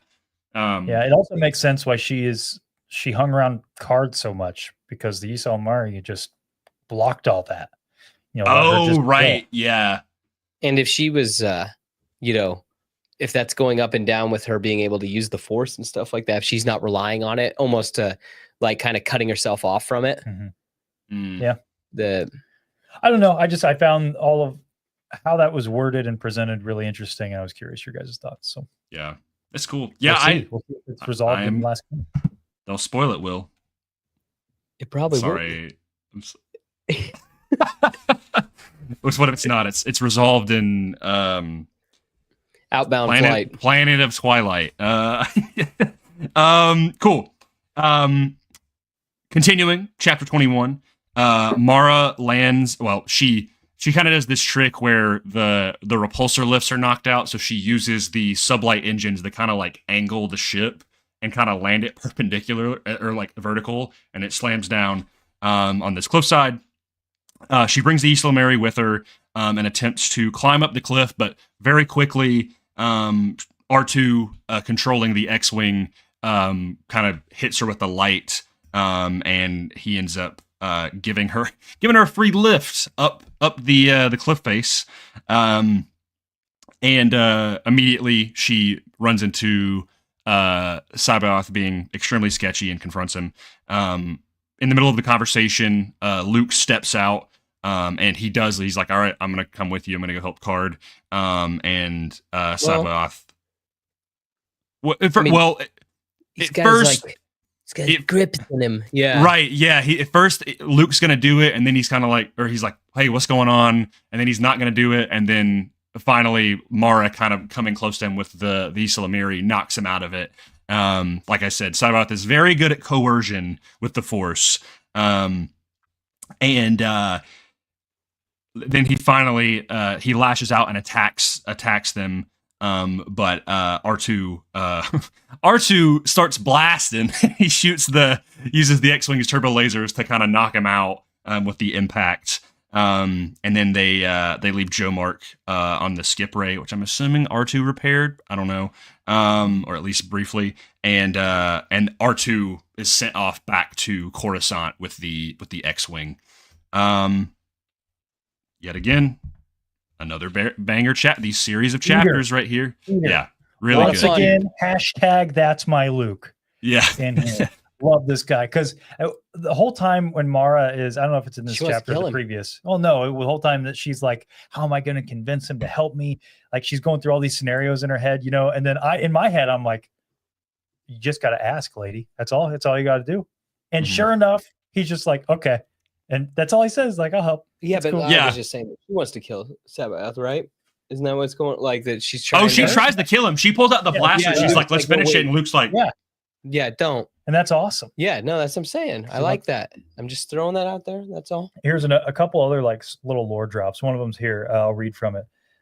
So Sabaoth is all on about how like the Jedi face a danger because the galaxy hates them and stuff. And he says, no, Master Sabaoth. Skywalker said, his voice almost gentle, surely you must understand that the means are no less important than the ends. A Jedi uses the Force for knowledge and defense, never for attack. Sabaoth snorted, a platitude for the simple-minded. And I'm like, brother, where do you get off? Talking to Master Yoda like that. Don't appreciate your tone, Jorah Oos. Or for those with insufficient wisdom to make their own decisions. I am beyond such things, Jedi Skywalker, as you will be someday if you choose to remain. And I love this just like little sprinkling that we've gotten all throughout this book about, obviously we, the audience, know that Jorah is not a good dude, right? But Luke doesn't. And so he's really fighting this like, man, okay, he's different, but that doesn't mean maybe he's not good. Yeah. Like maybe Yoda was his own point type of view. and Ben was his own type. And then finally, this is where I think Luke really gets it. He's like, okay, no. You're crazy, man. Like, you don't know what you're talking about. Yoda would never have talked like that. Neither would Ben. And even Mara at first is like, oh, am I going to be able to convince him? And then she's like, she says something about like, oh, it was very clear like Luke has his own doubts about him too. Like, this is not going to be that hard. But it makes him super complex because he's not just an Empire crony. He's not about that. Yeah. He's like, he's insane and he's got all these other issues. It's just, it was really cool. It's really good. Yeah, Will. Would you guys have liked Jorah Oos better if he actually was, like, if they greenlit Zahn's original idea and he was the evil clone of Obi-Wan? I think that there are points where that really works, especially in Air when they set up Ben Kenobi's Force Ghost and everything. But I think he takes him in too different a direction because of that change that I don't know that it would make a whole lot of sense. Also, like wouldn't Luke just immediately be like, this is a clone of Obi-Wan, you know? Like, wouldn't that be weird? Well, maybe this is just some thing I read on Reddit at some point. I don't know if this is real. But wasn't Zahn going to play off the fact that it's Obi-Wan and then there's like an Obi-2 thing? Wasn't that it? Was that ever a real thing? I don't ever remember hearing that, but also just with the way Jorah is pronounced, I would not put it past him. But man, hold on. If he would have gone with it originally, the setup is Obi-Wan. No, Obi-2. The Beatles. That's a name I've not heard. So ridiculous. For a second time. But Sabayoth is definitely its own character at this point. Too different. But the other small thing I wanted to mention here is another sort of interesting quirk of these being written before the prequels. We find out that Vader lost one of his hands because of the Death Star. Yeah. I was like, that was the reference. He loses his hand in what's the book, Crystal Shard, or in that sequel. That book? Splinter of the Mind's Eye. That's what I thought it was a reference to. Is it really? Yeah, because he loses his hand in that when he's fighting them. I thought that it was implied that the Emperor just locked it off. He loses his hand in Splinter of the Mind's Eye. He does. He loses his hand. He falls down a hole. I remember the falling down the hole because he basically just trips and goes, "Oh no!" And that's the end of the book. I don't know. I was thinking Splinter of the Mind's Eye that he had to go and then he ended up losing his hand. Here it says, like, considering what it cost them talking about the Death Star, I don't think you've got any complaints coming, Mara said sarcastically. I don't imagine the Emperor was pleased, Luke murmured. No, he wasn't, Mara said, her voice dark with memories of her own. Vader nearly died for that blunder. Deliberately, she looked over at Luke's hands. That was when he lost his right hand, in fact. Like that, I think that implies that the Emperor does that. When are they talking about that? Is it what are they doing when they're talking about that? I can't remember. Like, what sparked that conversation? They're talking about when they got something about Yavin Base. I'm trying to remember. Oh, is it right in the next chapter when they're trying to figure out the tracking for Yavin Base? It's at the very end of this one. Oh, is it when they're flying away? They're talking about the homing beacons. They're talking about the homing beacons. Yes, right. Yeah, they pulled that trick on me, and Luke's like, "Oh, they did it to us too." And she's like, "Yeah, but you guys got the Death Star blown up because of it." So yeah, exactly. Really, that's right. Yep. Yeah, Will. I pulled up the evil clone of Obi-Wan thing, but I don't know if that's yeah. Anyway, go ahead, Will. Vader does get his arm severed up to his shoulder, so it's not just his hand in Splinter. Oh, so it's like his full arm. How far is Splinter? Which arm is it? Mara specifies right hand here. I don't know. I feel like because she's referring to specifically his hand. I feel like if you got your whole arm chopped up to here, you wouldn't be like, "I lost my hand." You'd be like, "I lost my arm." Like if you got your foot chopped off, you wouldn't say, "I got my leg chopped." But I'm curious, you're probably right. I just my mind went to that. Yeah, I didn't even know that happened in that book. Yeah. So that is, I would love if that was in reference to Splinter of the Mind's Eye. That would be insane. That'd be really cool. Because what I'm curious is I'm like, okay, when Zahn wrote that little tidbit, was he thinking then that Anakin's full body was in the suit? Because obviously, we know from Revenge of the Sith, it was just his torso and his head. He doesn't have any. No, I mean, because Obi-Wan even says in Return of the Jedi, he's more machine now. But I mean, but that's still you could still take that of the suit is pretty much mostly him, you know, because he's even got his tubes and stuff. I'm just curious, what I would love to ask him, what his train of thought was of at that time. Did you think he still had both of his functioning hands? Is that, I don't know. That's just sits back and stares at you. Just thinking about an idiot. Well, just thinking about the production. He's a robot. A New Hope and how that changed. I mean, Vader was initially supposed to just be a flight suit, right? So was he? Even Luke. even Lucas changed that. So I think, in my personal opinion, I think it's implied that most of his limbs, if not all of them, are robotic by the time you get to Return of the Jedi. Because why else would he still be in the suit? Because I mean, they give you breadcrumbs, like in Empire. Obviously, you see the back of his head, and then he gets his arm chopped off in Return, which is robotic. Yeah. So I don't know. It would be an interesting question for him. I wonder if there was any established lore at that point about it. Yeah, I feel like we did know at that point that vaguely what happened to Anakin. He was thrown into a volcano. That he fell, and his lungs got burned. So we knew it, at least that bit. Yeah. But I mean, Zahn is definitely creating a little bit of his own headcanon, if you will. Sure. At least he had his right hand after A New Hope, and then he lost it. It's weird. I'm curious, like, then thinking of like outside of like, okay, ignoring Revenge of the Sith, like he still had his full right hand. Like we know, granted, I guess this is all post stuff, but we're trying to figure out like, we know that Palpatine was disappointed in what happened to Anakin because like he wanted like the full like, you know, not in the suit version of him. Like, so I'm curious. So obviously this was all stuff that we figured out after the prequels and whatnot, but I'm like, it's funny to think about Palpatine being like, let me nerf you even further, you know? Yeah. Well, it's also interesting to think about then Luke after, what is that? It is his right hand or his right arm. And splinters. Yeah. Interesting. It's his right arm. But so it is interesting to think that maybe Vader, as retaliation, he like cuts Luke's hand off, like, you know, this just happened to me. William.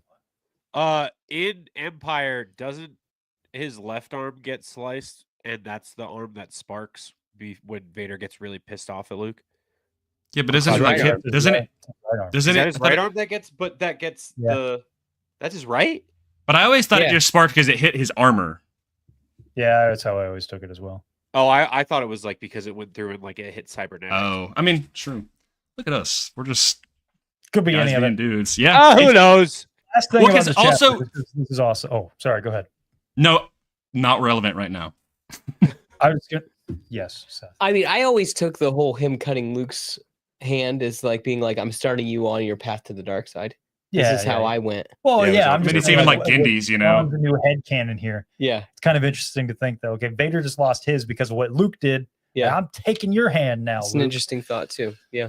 But so I love this moment toward the end of the chapter. We alluded to it a second ago, but Mara nodded, glad to change the subject. As Skywalker's mention of the Emperor and Vader had reminded her all too clearly of that recurring dream. The Grand Admiral's taken him, and I need your help to get him out. Talking about Card, of course. She braced herself for the inevitable argument and bargaining, but to her surprise, he simply nodded, stood up. Okay, let's go. And it's like, man, if you could distill Luke's character into a paragraph, that's it, man. Yeah. One of his worst enemies showing up being like, hey, I need your help. And you're just like, okay. He's also probably just down bad tomorrow. You know what I'm saying? I'm just kidding. No, I like that he's just like, he's like, he's like, I owe him. And he also trusts Mara of like, you know, like he helped me escape, even though he did kind of capture me, but he didn't do anything malicious. Like, all right, let's do it. I just love that is how Luke interprets the Jedi, which he's correct. It's like, I just have to help people. That's my job. My job's not to be a soldier. My job's not to be a judge and a mediator. It's none of this. It's just to help people. That's it. Yeah. That's what I have to do. It's so cool because like, even that obviously now with the knowledge of the prequels, like, not even the Jedi in their prime did that sometimes. Like, that was the folly of a lot of the Jedi in the prequels, was that they just kind of sat in their ivory tower and, like, were like, we're too busy doing Senate stuff, you know? It's like, Luke is getting to the heart of the issue. It's pretty cool. I mean, we talked about it when we did The Living Force, but, like, that was kind of the driving force of what happens in that book is get the Jedi off their butts. Get out there. We got to make a difference. Yeah. Seth is kicked off. In my head, by the way. That's exactly what I sound like. Connor, what about this? There is something later on that I want to bring that also is like just OT context stuff that I want to bring up. But continuing with Mara and Luke, they kind of create this plan. I'm not going to go through all the details, but essentially they sneak in to the Chimera using a shuttle, get through and manage to get Card out of imprisonment. Just read it. It's really cool. It's really well done. It's watched great. episode 4, then made this. yeah. Everybody's me of that. No, he watched the Bad Batch. Yeah, you're right. That's where Mount Tantus came from, guys. That was from originally.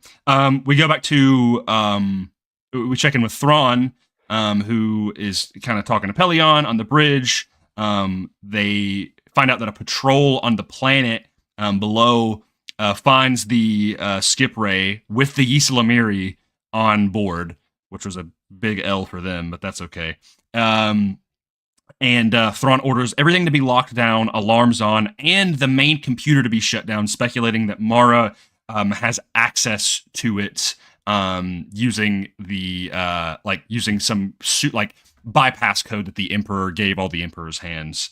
And they of course discover that Card is no longer in his cell. Yeah. Heat. Yeah, Connor, I was curious. I'm curious. I mean, because I was curious if this was the part which I didn't have any qualms with, but if it was the part that maybe you had a critique of Thrawn, like just knowing, like, oh yeah, she's got these codes. Did you have any problems with that or no? No, but it is in this chapter. Funny enough. Oh, okay. Not that. This is one of my gripes. So it's the part where Thrawn and Pelion are talking about the Ysalamiri being on the ship, right? And discover, because that was on the whose ship was that? Oh, Mara's. Yeah. Right. Yep.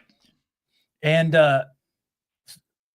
it's the same thing that we keep seeing in the book where Pelion's bringing something up and Thrawn's like, now there's something more here that you're not seeing. Elementary, my dear Pelion. Pelion's like, but I don't see anything abnormal about that, Grand Admiral. And he's like, but what you didn't see. And most of the time that kind of works for me.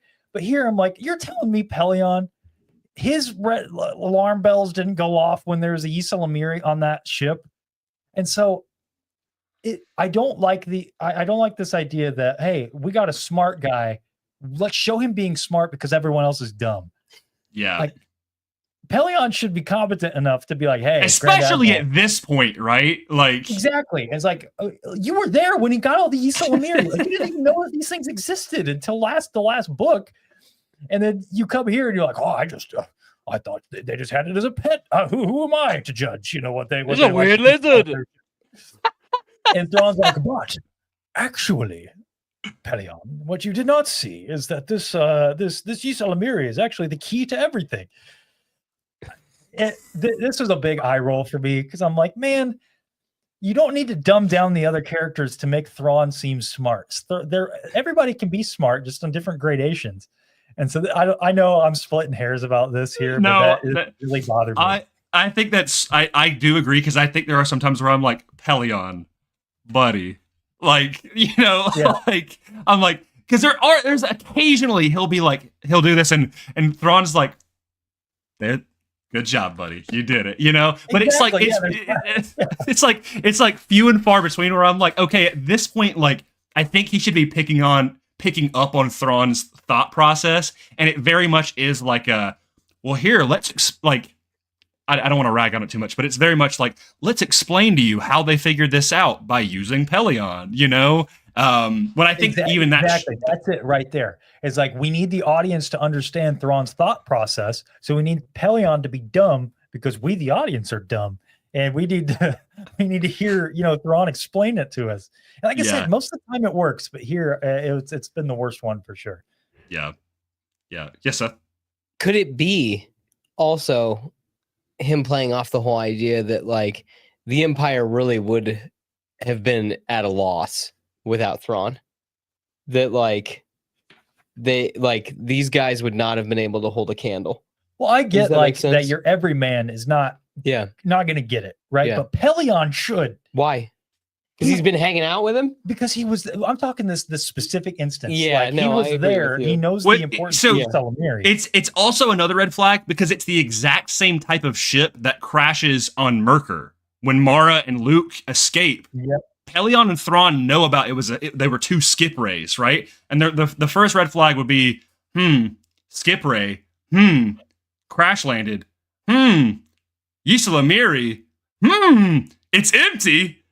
We're doing a supply transfer like 10 feet away from that base. Like, I think Pelion should have immediately been like, got that report and been like, yeah, right? Like, that could have been a cool moment for Pelion, and Thrawn could have been like, good job, you know, like, good job for catching this, right? But it is what it is. Otherwise, well, I'll talk about next chapter because that's when it's real cool. But I do like the backtracking of them, like they're locked in the supply ship and they like, there was a really cool little detail that I just thought was really nice. I was like, this is just a smart kind of logical thing where when he cuts the hole into the bottom of the ship and then into the floor of the hangar bay or whatever, she's like, make sure to bevel it out so they can put it back in. I was like, oh, that's like, I know that's like just common sense thinking, but like, I'm glad that they put in that little detail because I was just like, oh yeah, that way they can just put it right back in, and at least people maybe won't notice. Yes, Seth? I'm just so into using lightsabers not as weapons. Yep. Yeah. Like, I just think that's so much fun. For knowledge and defense. Yes. Never for attack. It's a tool. Yes. Yeah. I like because even when he even like cuts open the grate to get into the detention cell, and he just kind of like, it's like the way he describes it, he doesn't want the tip to go through too far through. So like I'm imagining him like holding on, and he's got the lightsaber like back here, like almost like carefully drawing it just so that the tip cuts through. It's pretty cool. Snap hiss, baby. The snap hiss of his green white lightsaber. I do like. I know it's mentioned a lot, but I do like that the snap hiss because Luke's green exclusively has that specific ignition as the saber audio file. Like it's like the as opposed to like the kind of, you know, even Vader has more of like a yeah. Hey, fun fact. I don't know if you guys knew this. You probably know it, but it's a fun fact. Vader's saber sound is in Temple of Doom when the pit opens up. It's the same sound of that. It's great. I love it. It's fun. There's another one that's also in Indiana Jones, but it's not a lightsaber. But is that the green one? Hey, I just heard a snap hit. That's my text tone. Oh, really? literally, anytime I get a text, it makes the like. I'm about to text you just like 10 times right now. All right, turning this off. I now knowing that's kind of funny. But wise to lower your defenses. That's what I always think of. Chapter 23. Shall we move forward? By the way, just want to shout out Orbital Hub. I can't keep up with all of your chats, but thank you for being so engaged. I am. We are reading them. There's just a lot to talk about. You rock, Orbital Hub. Yes, I don't think I've ever had you in one of these streams before. At least I've never noticed you. So thank you for being here. Thank you for being engaged. Has he? No, I don't know. Okay. He's Orbital. He's above us. By the way, all the time. we've said it quietly, but in case people have like listening, you hopped in and you just got it in the background. Remember, hashtag TFTA giveaway, Dark Force Rising copy right here. This will be yours. Not signed, but that's okay. Chapter 23. Luke, Mara, and Card, they are taking a turbo lift and it stopped. There's some gunners in there that they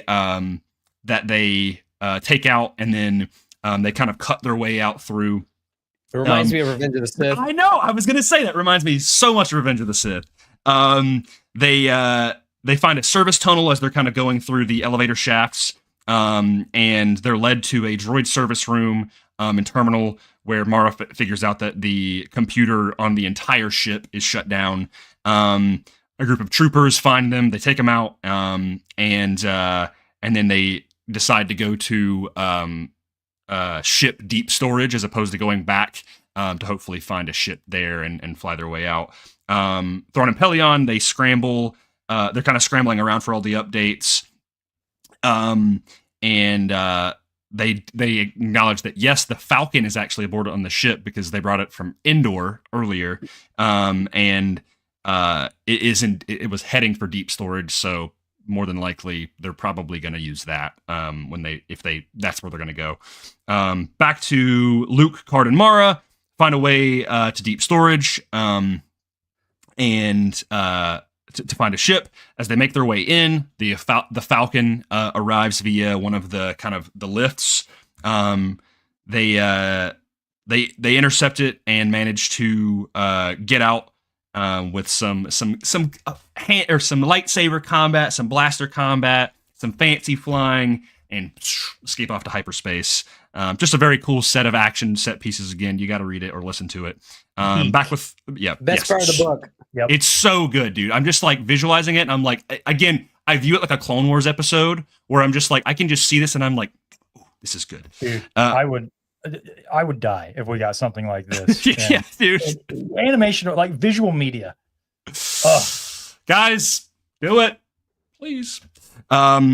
We go back to Thrawn, who is actually surprisingly not that upset, and he charts a course for Pantolaimon, which is where the Coral Vanda is at, and intelligence has discovered that they know who the other person is based on the story that Mara told them, that knows where the Katana fleet is at, and he knows where Han and Lando are going.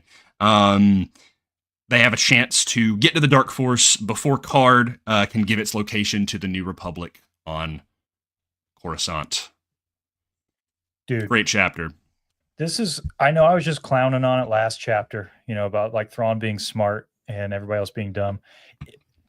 I'm just going to read this section because this is one of my favorite things that we've read like in this trilogy so far. I'm just going to read this. So this is where like Thrawn and Pelion are trying to figure out their plan of attack here. Like, where are they going to go? Because the main computer is shut down, so it's not like they can track them. They can't do any of that. Communication isn't as, it's not as easy right now, basically. And him and Pelion are trying to figure this out. And so it just starts right here, where, again, they're trying to figure out what Card would do.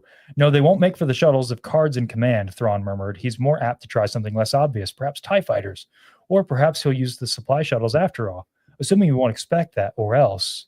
Abruptly, his head snapped around to look at Pelion. The Millennium Falcon, he demanded. Where is it? This was such like peak to me because there's this huge buildup where Thrawn's like, okay, I don't think they're going here. Maybe they're going to go here, but which direction are they going to go out? That's the important thing. Like, they're going to come out this way, and they're who's going in to go charge? here. And who's in charge? And Pelion's like, well, I think it makes more sense if they're going to go here. And he's like, nah. And the reasoning is great between the both of them. And then this is a part where I think Zahn really makes you as the reader. Like, if you're paying attention, I think that you pick up on it a little quicker. At least right. I did when I was reading. I'm like, dude, they're going to go for the Falcon. They were just talking about that earlier. Like, it's in deep storage. That's so cool. Yep. And when he finally figures it out, I could picture it perfectly where his head just snapped. Cut to him going, oh my gosh. And he's like, shoot, they're going to go for the Millennium Falcon. And gosh, that was such a cool moment. It gave me the same feeling as the first time I watched Force Awakens. This is my favorite theater moment I've ever had personally, where the garbage will do, and it pans, and you could just hear the I can almost picture that right here. Like, you got some slow rumbling, maybe no music at all, maybe Imperial theme, but then as soon as his head snaps around the Millennium Falcon and it cuts, smash cut to that lift coming into view. Luke's blocking blaster fire. Dude, it was. This is. I know I jokingly did it earlier, but for real, absolute cinema. This was awesome. It's great, dude. I love that he kind of corners them, and then it's interesting as well because he's like, they're gonna go from that, but they don't even know that it's on the ship. Like I guess he kind of assumed that they know where it's at, but then they're like, Luke's like, oh, it's here. What the heck? He's like, well, I guess we should take this, like, right? What? Yeah, it's awesome. It's great, then dude. when they're fighting on the landing gear of the Falcon, and it's like going down. I love the moment where Luke is trying to do his best not to kill the stormtroopers, and then at the very end he's got no choice, and so he does, and it's over like that. Yep. And I love that Luke goes that just extra mile, and every interaction we've seen him with so far, he's not going to do lethal damage if he doesn't have to. Yep. And I will admit that guy's trying to earn a pension. As much as I love the prequels, I do think George took the easy way out with them all being battle droids as the main enemies, because this is more interesting for me personally, where it's okay, a Jedi would, like Luke, is going to enter this scenario and have to decide, okay, what's my limit to when I'm at what point do I have to use lethal force? And it takes him a while every time. And I think that would have been a really cool dynamic in the prequels and the Clone Wars if, have a character like Mace, which, let's be real, he's going to jump to the lethal force right away because that's kind of his character. And that would be a great dichotomy. It's like where you see Obi-Wan, who he's going to be more like Luke, and you have Anakin, who he's going to probably bounce between. You see him get more, You see that in the Clone Wars. Yeah, you do see that when they fight like real people. But yeah. Well, I mean, anyway, I really like that. So yeah, I'm trying to think, because even like in Ahsoka, like getting back to the top 5 true Jedi thing, Will, those bandits that work for Morgan Elsbeth, they're just dead. She just kills them all. None of them live. yeah. And I always thought that was interesting. Well, but in Mando season 2, I feel like she keeps some of them alive, but she's definitely a little bit more aggressive. And I think that's also why in Mando season 2, with Luke showing up, they're like, listen, it's just going to be way cooler if they're dark, So if it's one scene, cool. I just wish that for a trilogy of movies, I would have loved to see that contemplation a little bit more. Like, okay, we have this whole squadron of troopers out here. What are we going to do in order to get past them? Because we can't just kill them all. Mm-hmm. And I love that. It's even cooler because when Luke finally does make that choice, you see that he has the power just to kill them all instantly. And he does. There's a moment later on as well, which is very cool. Yeah, Will.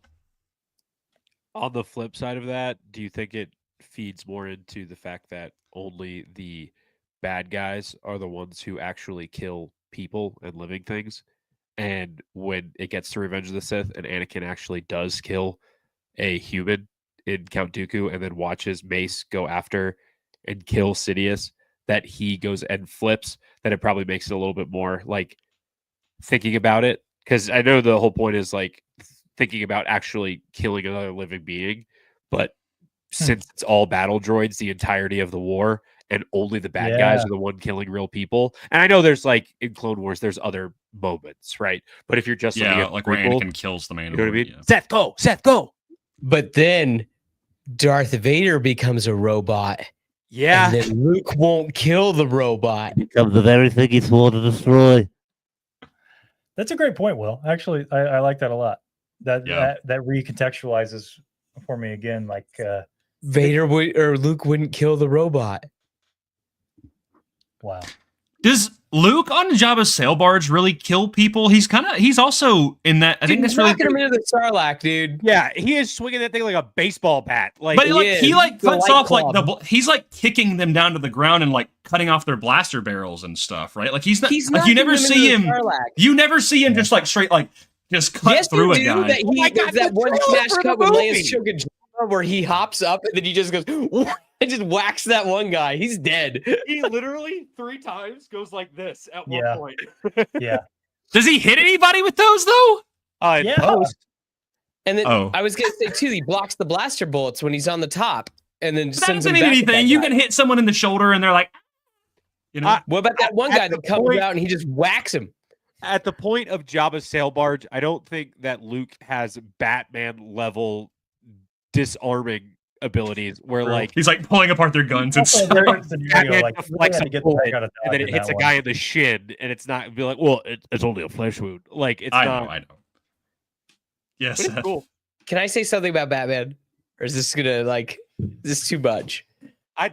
We can go to the next chapter. Forget it. No, I want to hear about Batman. What do you have about Batman? Okay. Call this sacrilegious if you will. I really hate the Batman no kill rule. I really wish it I like how Bruce Timm depicts it with oh my gosh, let me finish. I really like how Bruce Timm depicts it with it's a no gun rule. Because that's the thing that killed his parents.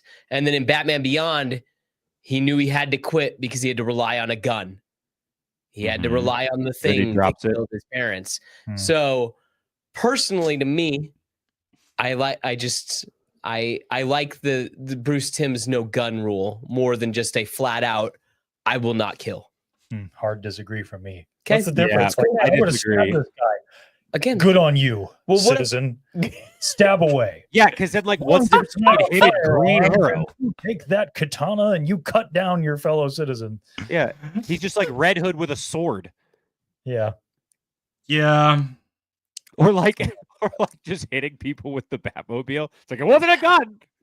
Just running people over in the streets. Particular homicide. That's good with the Caped Crusader. he does plenty of that.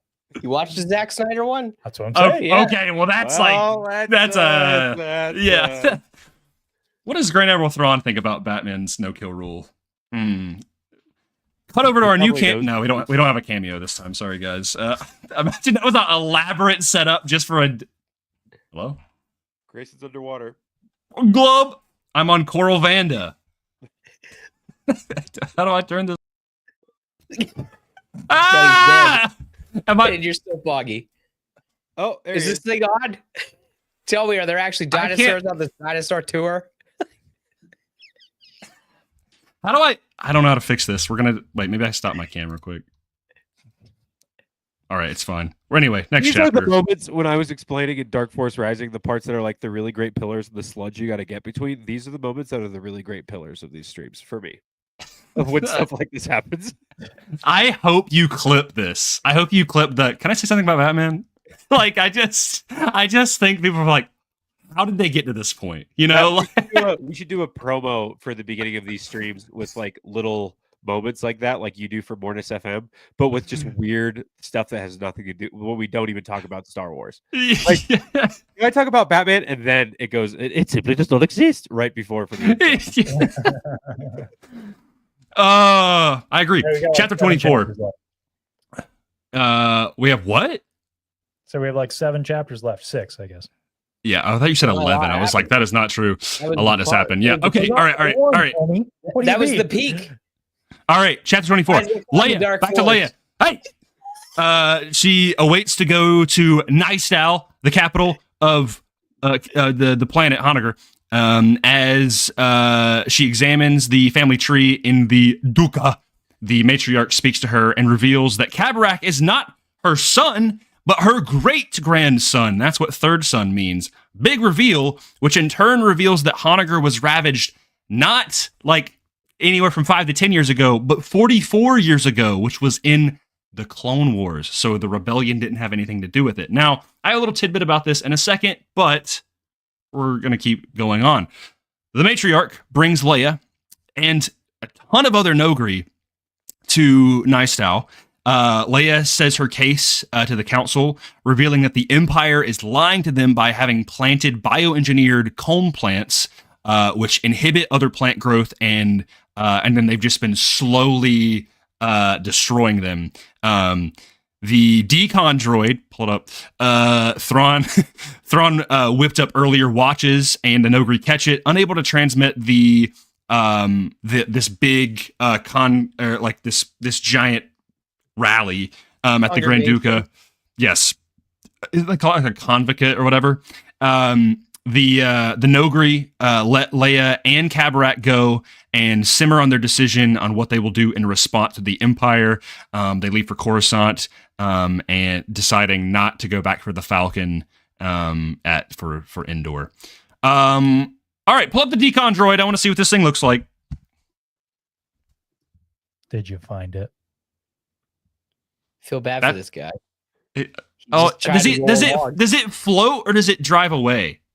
It tries to get away, and then this is how I imagined it. It had little legs, and it's just trying to run away. And that makes me so sad. He is like a gonk.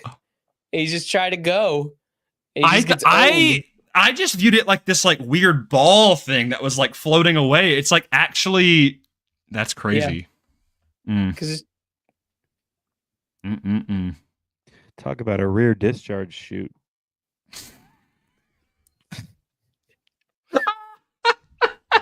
That is ridiculous. And we're back. We're back. Get over there. Cool chapter. I like the big reveal of the third son thing. That's fun. I like. So, why is my camera doing this, man? Okay, so here's the thing that I looked into this because I wanted to see. I was kind of confused on what exactly happened with based on like the story and like what was happening. I was like, okay, so the essentially, and feel free to correct me here. I did this with Garm earlier, but yes, TFTA giveaway. So, Clone Wars, big battle happens, ship crashes, causes this big cataclysmic event. What I'm assuming, and I did kind of look this up later on, based on like post-prequel content, like how it was filled in. Vader shows up, okay, handful of years later, or something like that, and he's like, hey, finds the warriors, they're good warriors or whatever, and takes them in. These ships come in and start planting these plants that they think are like helping, but in actuality they're planting these other plants, and then it causes it causes these like nothing else is growing. But then what exactly is the Empire doing now? Are they slowly an invasive species that makes it so they can really control like what they can and can't grow? Yeah, it makes them dependent. Dependent on the Empire. Yeah. So what I was confused on was the little reveal. She's got the plant, and then she like takes the little vial that's in the droid and like makes it disintegrate. And she says something. I have it highlighted. I can pull it up. But she's like the kind of one of the Nogri like leader guys or the dynasts is like, oh, but like that doesn't make any sense because like the droids. Like it takes like 2 weeks to destroy to clear the soil or destroy these plants, whereas like my people could do it in like less than half the time. And then she's like, "Oh, they could destroy them quicker than you might think," and then does that. And so I'm like, that reveal was confusing to me because I'm like, were they just saying that like they're like the droids are cleaning the soil and they're killing these plants, but they're doing it really slowly when they could be doing it much faster? Is that what's like, and they're kind of holding their growth back? I took it as they're planting this other species that looks very similar, but it's destroying the soil even more. Mm-hmm. And so the Empire can be like, hey, we're saving your planet. It's going to take a real long time to get it back to normal. When in reality, it wouldn't. They're just making them more dependent because they talk about like their crops earlier. The matriarch says that, and she's like, "Oh, it's not going to be enough though." And so like the Empire helps them. It keeps them dependent and makes them. It keeps their service into the Empire. That's what I took from it. And what Leia's revealing is like, hey, the Empire like took advantage of you in this situation, and they're keeping the situation ongoing, keeping you under their thumb. Yeah. I guess I was the thing I was just confused by was what does this mean? Monsanto, the big farm, not big pharma, but big farm for like crops and stuff, and like putting stuff in corn and all that. It's what is that from? The real world. Oh, never heard of it. I was like, I've never heard of this. From Star Wars? No, I thought it was from the real world, but I'm like, in reference to what? Like, okay, anyway. Yeah, so I guess I was just confused about like what her destroying the plant was, and then it says like that was enough to reveal to them whatever. And I was like, so I'm like, is it just showing that like they are, I don't know. It doesn't really matter. The thing that I wanted to reveal is that I did look up the timeline of Honegger, and so they say that it was 48 years in Nogri time, and it was 44 years in or like I guess human or Republic Galactic or Standard Time. Yeah. What's interesting, and I guess maybe this was just retconned, and that makes sense because they didn't have the ABY BBY system, I guess, when this book was written, but we do, and we know. Remember, we had the whole thing with Sabaoth, where like, oh, there was like the dates changing, and it was like had some other weird initial thing. That basically, when it happened, was 20 BBY. So it happened within a year of Revenge of the Sith, and then Vader shows up. Like Vader shows up like weeks after Revenge of the Sith to the planet, and it's like if you go to like so, and I was like, okay, that makes sense in the context of the prequels. I'm curious. Because I'm a nerd for this stuff, I'm curious if there is a reasoning as to why because Leia determined, she's like, wait, 44 years ago is the Clone Wars, and I'm like, okay, I'm curious the translation of time there. Like if Zahn ever was like, well, this was the time frame I put in here, so maybe it's just different. Like, because I'm like, did they even? He'd have to go off their ages, right? Right. That's what I thought. Because I mean, Leia and Luke are what 20? Are they 27 at this point? Something like that. Yeah. Because they're 19 in A New Hope. By the end of Return of the Jedi, they're like 21, 22. And then this is 5 years later. So this is like 27-ish. But 44 years late or earlier, I mean... Because you're going off like Obi-Wan's age, because you don't know about the whole tattooing aged him. Right. Yeah. Yeah. Really hot. Yes. It's just aged him like a raisin, dude. Yeah. I'm curious if there's just like if there is a timeline translation thing, or if they just chalk it up to it's just, things change later on. But yeah, I mean it's cool seeing it in the context of that.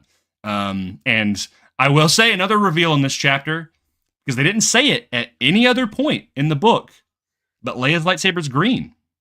I know. I noticed that too. Yeah. How about that? I was like, I considered it blue. I did as well. I mean, I don't know if I'm thinking like Rise of Skywalker, but also with the comic book, like it's blue. Is that her on the cover? They're always doing weird stuff with the covers, so I never took that too seriously. But it makes sense now that we know. Does she ever use her lightsaber in the comic as well? In the Dark Empire comic? Yeah. Sorry, man. I didn't know. Oh, no. That's me thinking like, yeah, no, that's the, well, if we read it. I would love to read it. Yeah. I mean, of course she uses it, and I actually kind of want to pull up the Dark Force Rising comic adaptation just to see what her hilt looks like. But yeah, that was a really cool moment where she gets the lightsaber off of her belt with the Force and just like ignites it in front of them and like keeps it standing there while she's talking to them. I'm like, hey, yeah, she's like, listen, y'all, lock in, guys. Lady Vader. I got one of these things too. Would Luke be Lord Vader? I know, right? Isn't that fun to think about? That's crazy. Do they know about Luke? Like, has she did mention her brother to them? And you know what else would happen to Dark Empire? Luke kind of becomes Lord Vader. Lord Vader. Yeah. There's that hot toy with him and like the full I mean, obviously it's based on the comic, but like the collar and everything, dude. Yep. So sick. I love that cover. It's great. I think it was cooler in the cover than the toy, but yeah. I just think it works better as a 2D image, but yeah. There's a comic 2-pack that Tiara sent me recently. Not like sent me a picture of it, and it has it has the comic issue with it, and then it has clone Palpatine, and then evil Luke, and it's really cool. But yeah, any other thoughts on this chapter? We don't have many chapters left. It's just a lot of stuff to get through. Let's keep going. Let's get to the Dark Force. Let it roll. Dark Force. And the Dark Force rises. Anyway, chapter 25. The Dark Force rising. Like a dark force in the night. We should have been writing on a list of all of the dumb jokes we've made and just make like a compilation of just like skits based on like I see a Dark Force rising. Both the Dark Knight and the Dark Force rise. Dark Knight Rising. That's the Joel Schumacher version. I was born in it, molded by it. I didn't see the Dark Force till I was already a man.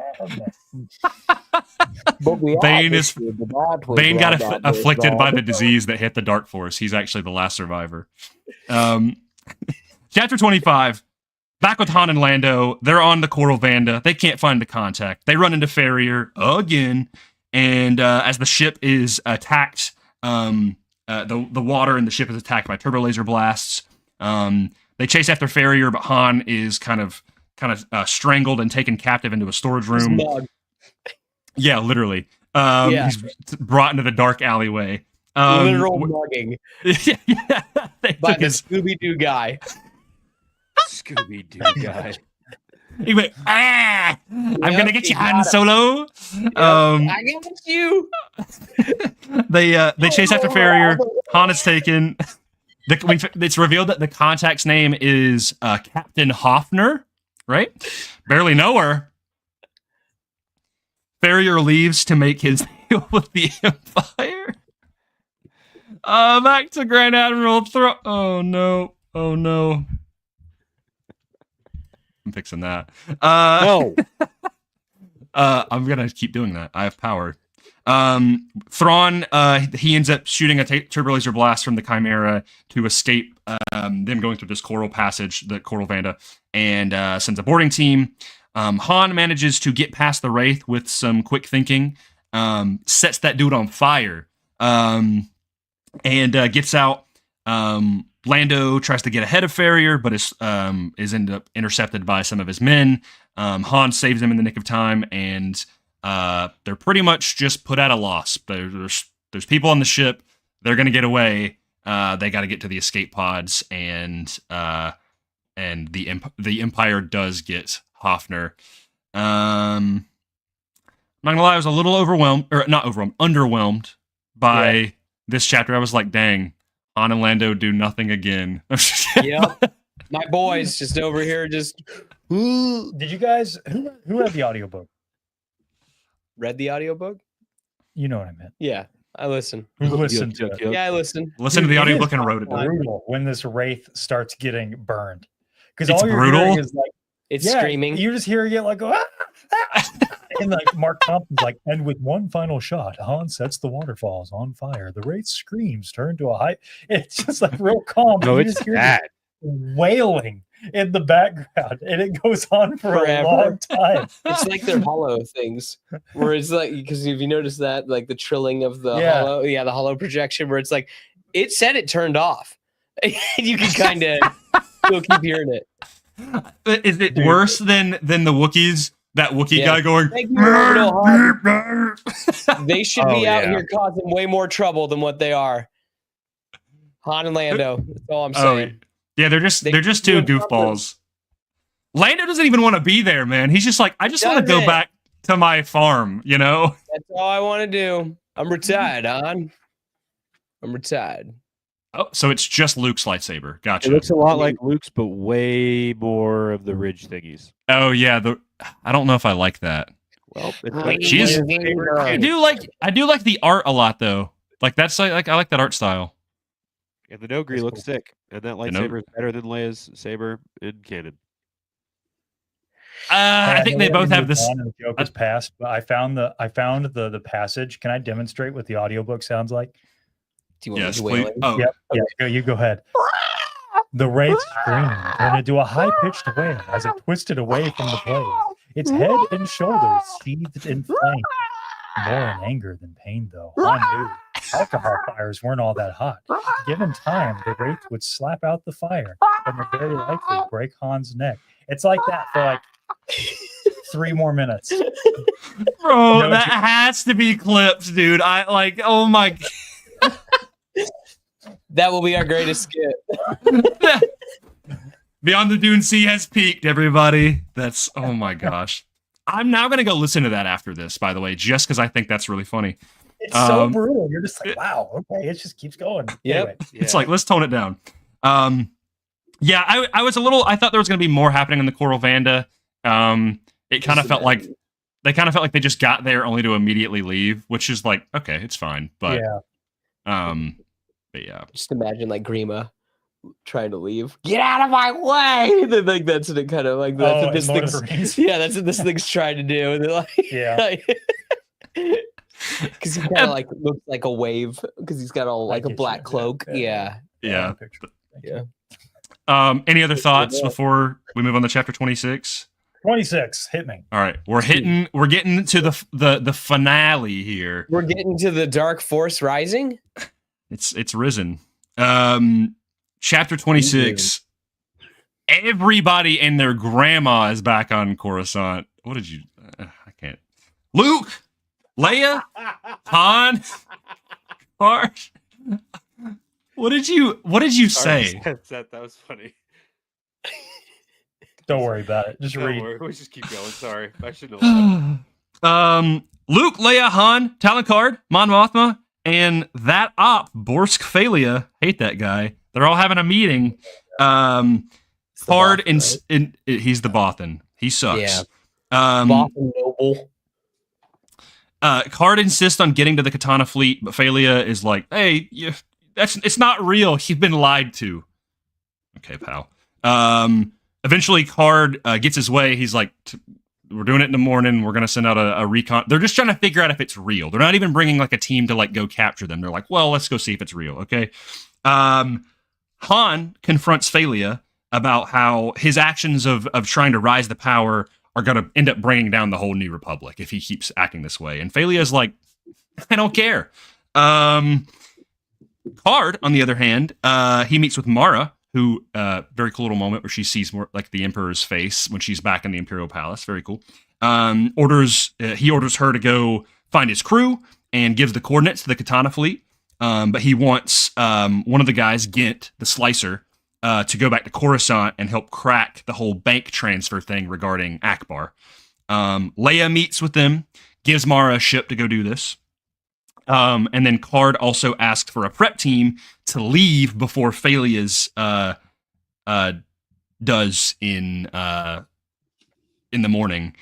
So Luke, Han, Wedge, and some other pilots, they get on a freighter and they leave within like the next couple of hours. And the following morning, Phalia is very pissed, but Card kind of sleuths his way into the situation. He's like, "Hey, these are my ships. You're coming along with us, buddy." Which kind of works out, but kind of doesn't. It was cool to see all of these like pretty much all of the protagonists to be in one spot. Like I was right? I was like, I didn't think we were going to get to this like this soon, but it's cool. Like there's a lot of, obviously, like, you know, with the Sabbath Thrawn stuff, there's some kind of infighting there, but like obviously Phalia has been a very reoccurring issue. But it's cool that, like, you know, Card's not doing this for the war, but he's like, you know, I'm doing this so that the Empire can get off my back. So I want y'all to win. He's no lover of the Empire, but he's not really care. He doesn't really care about the shift in political change. But it also, and he's also no fan of Phalia. He's like, you suck too, which is good because he does. He sucks. And I just love the efficient storytelling where as soon as this chapter began, I'm like, hey, we're all here. Okay. We didn't have like 5 chapters of everybody getting back to Coruscant. And it is interesting when he decides to skip. Right. Like, it's just like, nah, they're all there. Yeah. Yeah. Yeah. It doesn't waste the time, which is good. I mean, it makes sense. They all got out. And so yeah. And I'm the one, I forgot about the plot thread with Gint going to Coruscant. For like the Slicer thing, I'm sure that will come up in the next book because nothing really happens with it. But because the Akbar thread, off a house arrest, that's been my favorite subplot.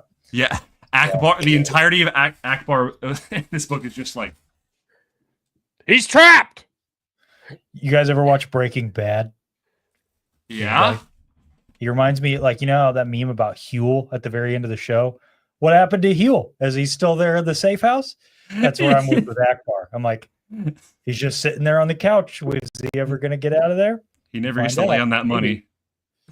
So, yo, what if Akbar gets a crazy like compensation after this? He's just like rolling in the cash. Stu's Phalia. Rock the cash bar. I thought it was lock the cash box.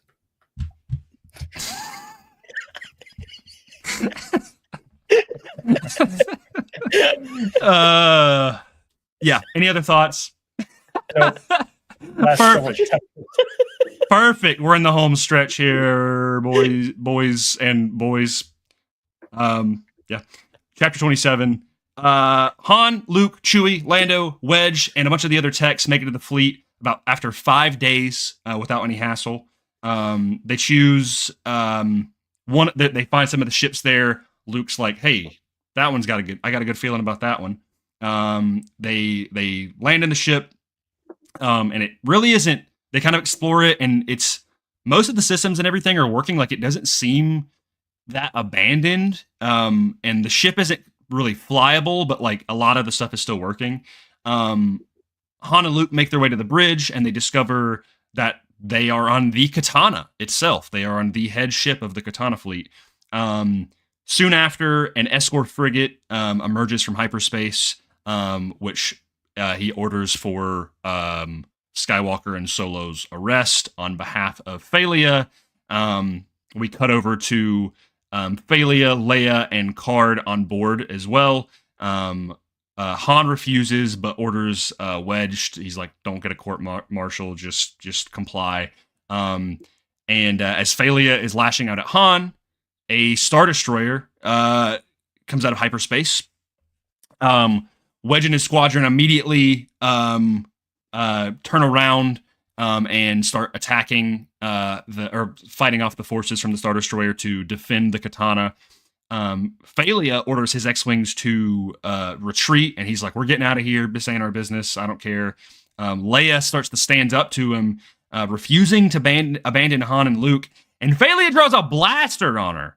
He's like, "No, I'm not about to sacrifice all of this for your family."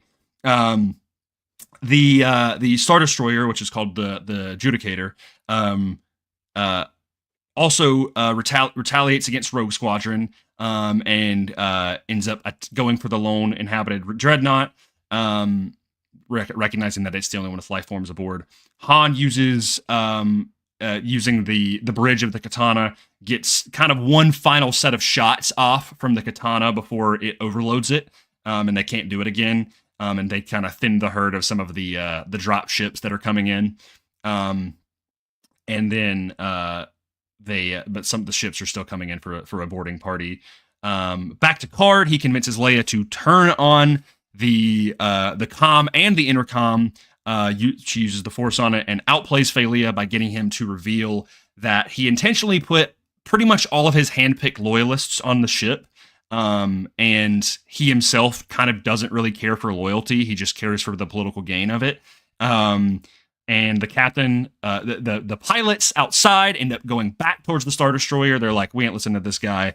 And the captain of the frigate ends up, they don't necessarily arrest him, but they do escort him back to his room. They're like, "We're going to let Leia take charge of this." And he commands his forces to rejoin the battle. Cutting over to Thrawn on the Chimera, he gets updates from the battle and almost heads in to help himself when Sabaoth enters the system on a stolen ship, demanding to speak. Thrawn ultimately ends up conceding, and he ends up sending another ship instead. And he's not happy with Sabaoth. Oh! A lot happens in that chapter, and a lot happens in the next chapter too. Yeah. I wondered, unless I missed it, did they not find any bodies aboard? They did. That's how they figure out they're clones. Nope, not that. That's the. They're talking about bodies of the original crew. They do say there's at one point there's a line that said like, "I wonder." Like I think Luke was like, "I wonder what the droids thought when they drug away the bodies." So I think there's like droids that are like operating the ship, and I think like when everybody got killed, they just kind of like the droids, I guess, kept cleaned going them up. Yeah, I guess. Well, I wonder why the droids didn't go like. Why didn't the droids do anything? What do you mean? Like, I think they're just like they pilot the ship away or something. Why did they just stay there? Where are the droids now? I think they're still like floating around. They don't really like notice them, they're looking for. But they say that they're like maintenance droids or something. They just like are just. Yeah, I think they're straight up just like janitors. Yeah, they're like. I mean, what I think is like kind of like a mouse droid or like a just yeah. Just cruising like Wall-E. Gotcha. Literally, yeah, just like Wall-E robots. But dude, Phalia pulling out a blaster on Leia was crazy, dude. I was like, one, I'm glad there's some actual like genuine. I mean, there's been conflict, but like some genuine like he's doing something that is not cool, and I hope he gets punished for it in the next book. He probably won't. That's fine though. But it was cool that Leia, like Card was like, he kind of stuck by and he was like, here's a little. Why don't you just use the Force on that and kind of expose him? Which was very cool. Get him out of here, dude. Just the worst, man. He should have been one of the Bothans that died. Yeah, maybe he was. Yeah. Whoa. Well, those, no, wait. Those Bothans are just those are. Maybe that's the whole thing. Is he's wants to. I had a lot of good friends that died for Mon Mothma. Whoa, that would be actually kind of crazy. I mean, they do say, because wasn't it Iblis as well was talking about, like, in the very first chapter of this stream, I believe chapter 16, he was saying how, like, it's like in their nature, maybe it was the chapter before that, like it's in the nature of their species to have like to kind of like stab each other in the back to kind of succeed. But like that was their culture, but now it's widespread to everything. And yeah, maybe like, I mean, we already know that he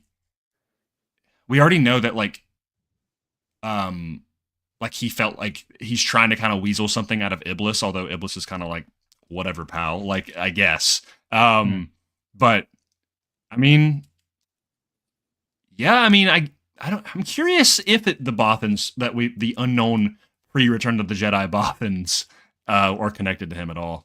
That'd be interesting, something to look up. Yeah. But yeah, I like. Oh, sorry. Go ahead.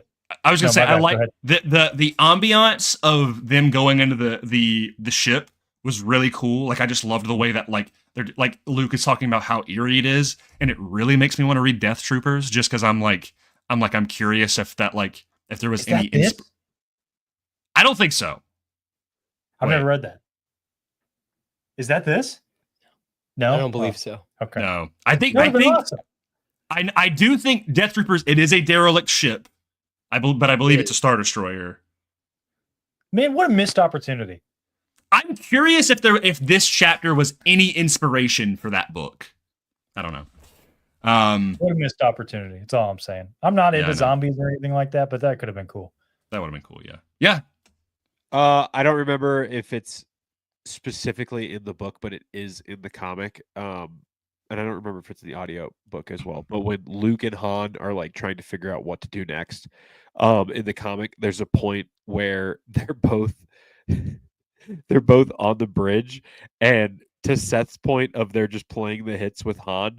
At one point, Luke like talks about the odds of Han's plans. Yeah, I was like, I'm pretty sure it does. And talking about the odds. He said, never tell me the odds. Yeah, you never know. The odds could change or something. Yeah, it's whatever you just did, it made a real mess back here. What now? We get ready for a boarding party. This had better be some defense. We'll be facing 40-1 odds. Never tell me the odds. It's just like, yeah, you remember I say that? Do you remember that I say that in the movie? There's a part early on where he's just like, I think he says like, you know, the hey, it's me sort of thing. You know, like he does the and I'm just like, it's me. buddy, you know.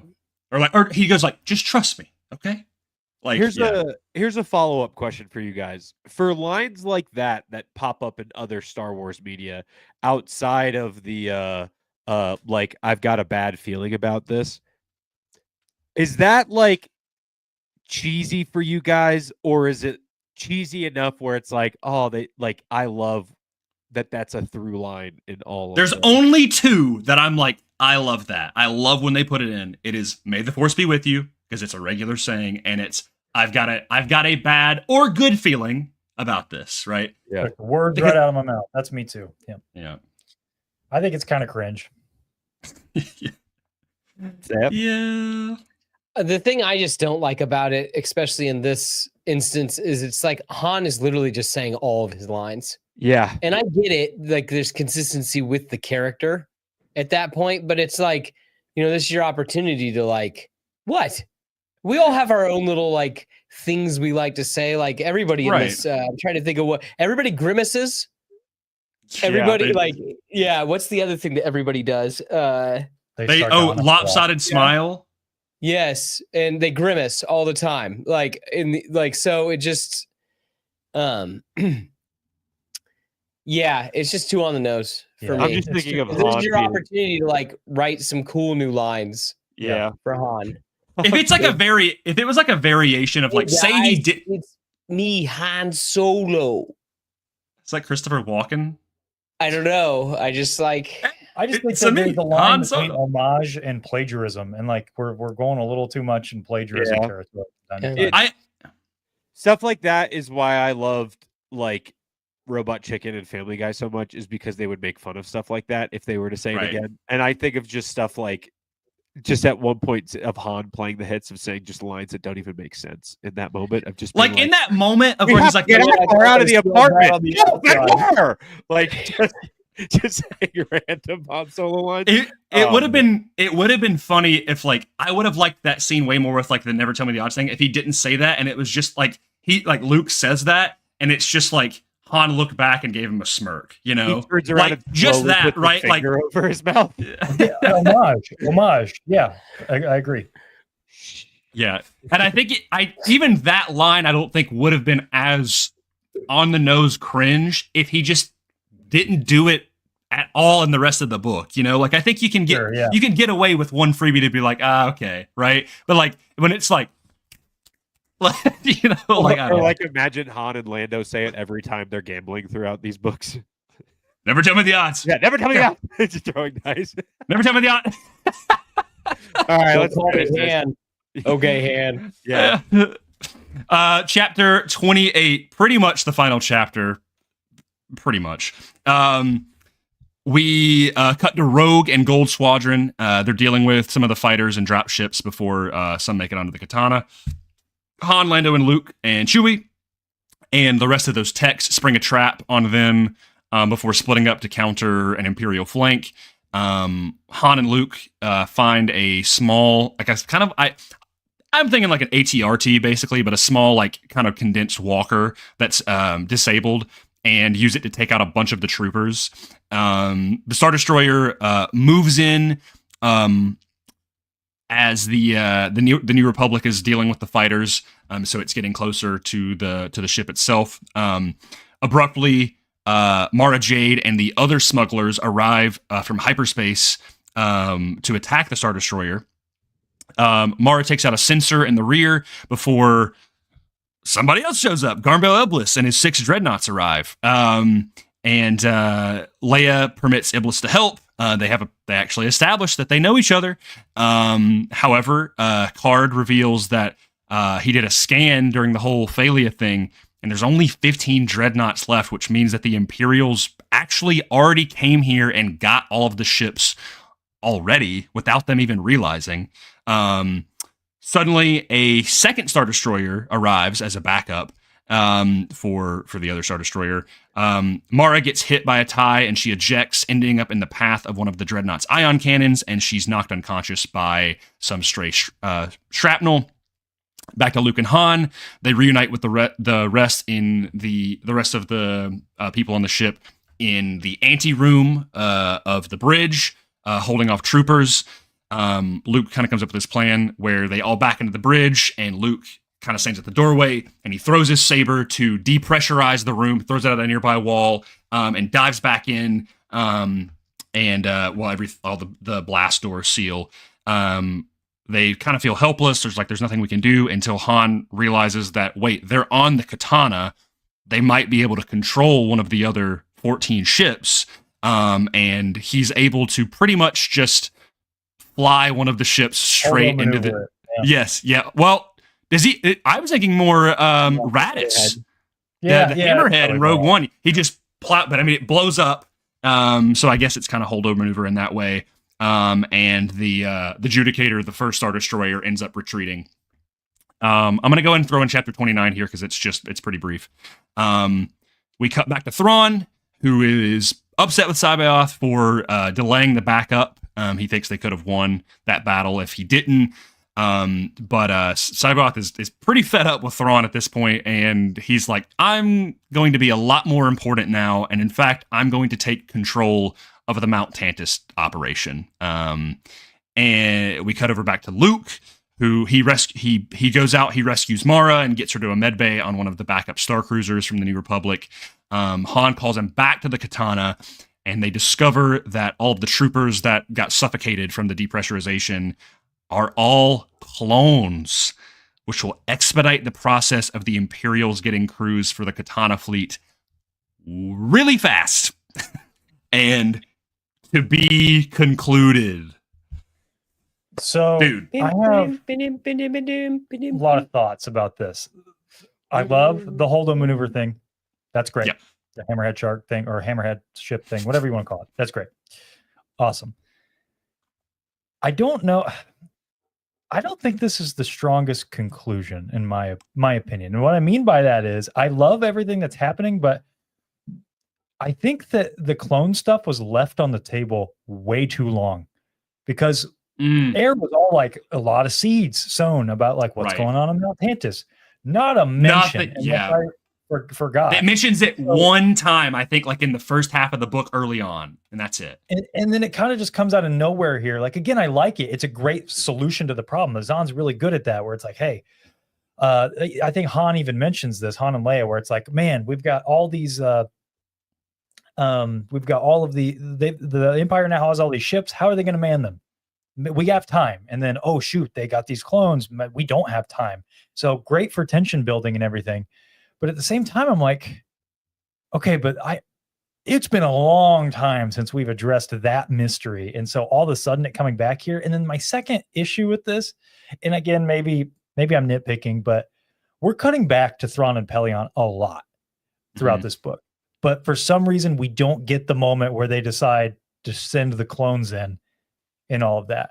I just think that's, for as much coverage as we get with those two characters and we see every little move that they make, it's like, I don't like reveals like that where I've been intentionally left in the dark specifically to have a reveal. It's like, okay, you showed me Thrawn and Pelion this whole time and their machinations and what the Empire's doing. But just to have this big reveal at the cliffhanger of the book, we're specifically going to omit one thing that they do.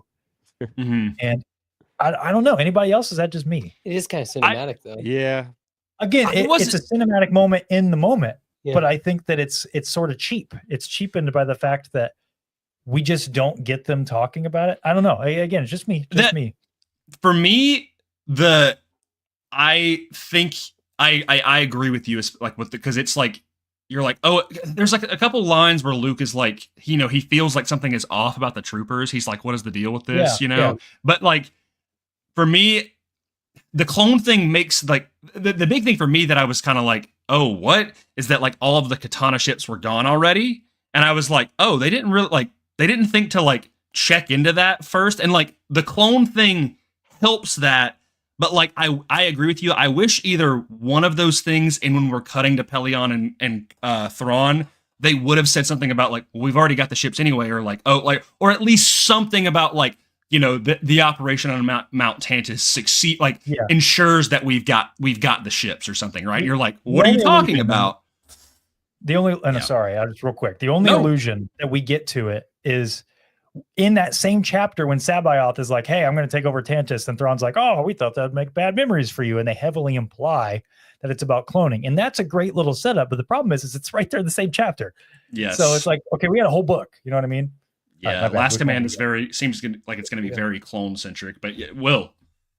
I was going to ask, in Star Wars canon, like what we know, obviously, because this is right after the original trilogy came out, the Luke sensing that the troopers were clones thing was interesting to me. Is that something that Jedi normally can do, of like, oh, they're clones? Like, aren't they just people?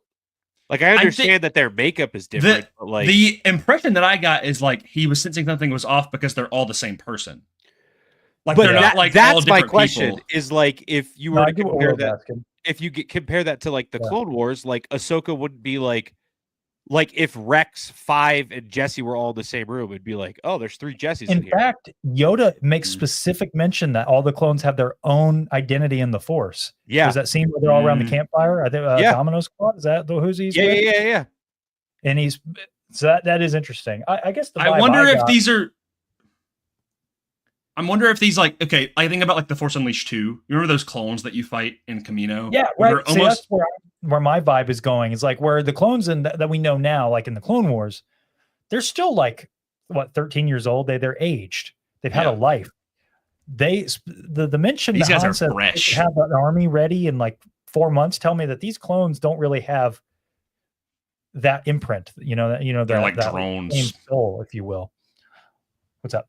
Your thought? I have several thoughts about, like, because you guys keep talking about things that I want to talk about. Dude, just cut us off, bro. No, I interrupted Will earlier, and I felt bad because I didn't even get to hear your Han Solo line because I was too busy saying my Han Solo line, and I feel bad. Hey, so guess what? They're all the same, and he's going to say them about 30 more times in The Last Command, so it's fine. Yeah.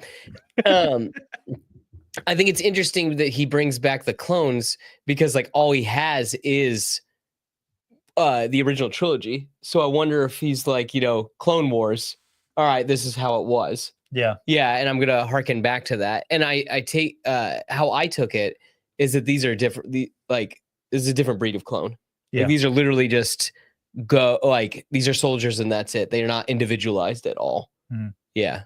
Yeah. No, that's part of the vibe I got as well. Yeah. But other than that, other than my gripe here, the stuff I love the inklings of Luke like having feelings for Mara and he doesn't understand them.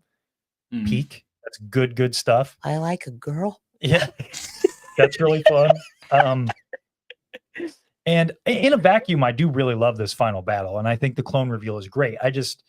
It bothers me with the structure of the book so far, why we just all of a sudden don't get this one thing. And I do think it is a little like playing up the moment where Bell Iblis is like, hey, on your left, like you get that moment. I was going to say, when Iblis showed up, I was like, okay, Avengers Endgame. Like, what are we doing? Like, because it was just like, oh yeah, Han let him know too. I was like, when? I would have liked to, that would have been a moment that I would have liked for him to at least be like, hey, like I called in a little favor, and they're like, what are you talking about? It's just like, you'll see. Like, just in case things get hairy, you'll see. Yeah, just a little more setup. Believe the breadcrumbs. That's all I'm saying.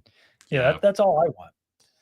But otherwise, it's a great ending. It sets up things really well. Now we know that, like, all the, as you guys have said all throughout here, the pieces have been set for this final book, and it makes me really excited. Like, we've got the Dark Force in here. We've got clones. Sabaoth is going back over there. And he's at odds now with Thrawn. Yeah. And let's be real, a lot of us know where that's going, just because that's one of the few things I know about this trilogy. I didn't know it was only in the last book, though, so I'll leave that vague for anybody who doesn't know. But so that makes me excited to see how that's going to go. This Mara and Luke thing, this enemies to lovers, like that's classic trope, but I'm excited. Yeah, it's going to be a good time. Yeah, before we wrap it up, because we're getting towards the end here, we still got plenty of thoughts though. But remember, I see a lot of new comments in here. We're giving away this copy of Dark Force Rising. It's the hashtag in the chat. Hashtag TFTA giveaway. It's very nice. It's pretty. Look at this cabaret. You can't read it. It doesn't matter. I'm gonna bring up some comments here because we're getting a lot of new people that just kind of came in out of the woodwork. They came in like Bell Iblis, no setup. Yeah. Dude, this reminded me of Batman Begins, where like, what if that's what Han's like thing is like? Hey, I got kids to feed. You don't like falafel? It was like they like falafel. You kind of look like that guy. You look like Flass, bro. Wait, kind of. That guy's also in the Mandalorian season 1. Wait. Oh my gosh, bro! Are you about to pull up Flass? Yeah, I kind of see it. Oh wait, Will, please pull up Flass from Batman Begins, bro. Here, I'll just give you my Google search here. I know please what we're do. talking about. Put a little goatee on you, add a couple pounds, and this. Oh man, I guess you guys are doing Batman in the next couple months. You don't see it. It's like you telling me, "Hey, man, has anybody ever told you look just like Jack Black?" Like, it's just like that. Yeah, I've heard that. Someone in the comments gonna be like, "Oh my gosh, you do." I remember the movie. Oh my gosh! Oh, it's the holiday. I look like Jack Black in The Holiday. Yep, we all know. Yep, there it is. That picture.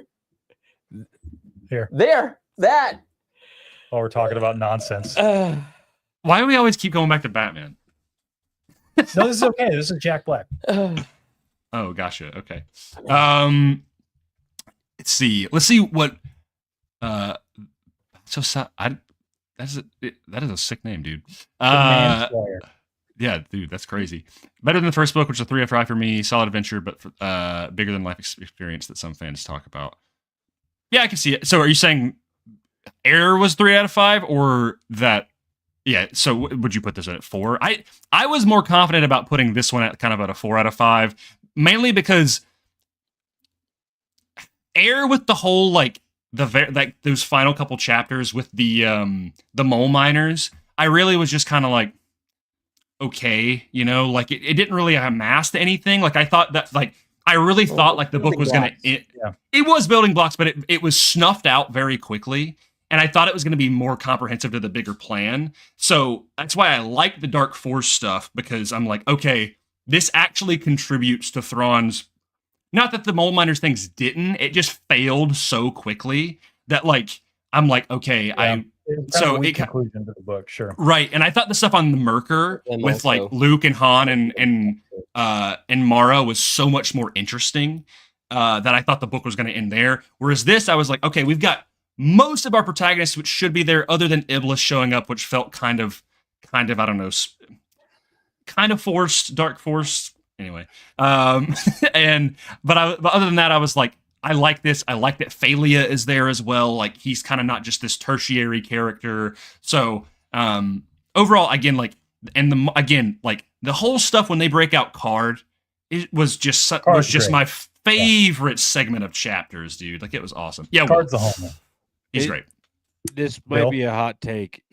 Does anyone else think that the power struggle for the Dark Force was kind of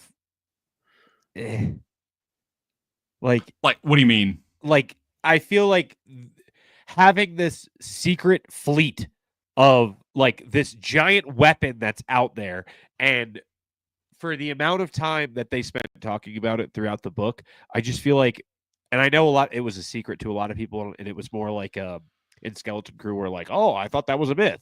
Like once they know that it's real, it's not until really Both and Boy at the end where they're really like, well, actually, I'm going to take it for myself. Like, I just feel like the want for that fleet isn't as fleshed out, maybe, if that's the word I'm looking for. It's just kind of like a thing that's going on also, I feel like. Like, the book's called Dark Force Rising. I mean, but I do feel like it's like kind of like for all sense, like I don't know, for all purposes, it is the main driving force of this book. Like it's either the Republic gets it and so they don't let the Empire get it, or if the Empire gets it, we're screwed, you know? I thought that part was really well done, personally. I thought that the pieces were set really well in the beginning, where you're finding out little bits about the myth, and then, oh shoot, does this guy Bel Iblis actually have it? No, he just got part of it. And then the race was really cool. I think the conclusion is a little fast. Like right, yes. There.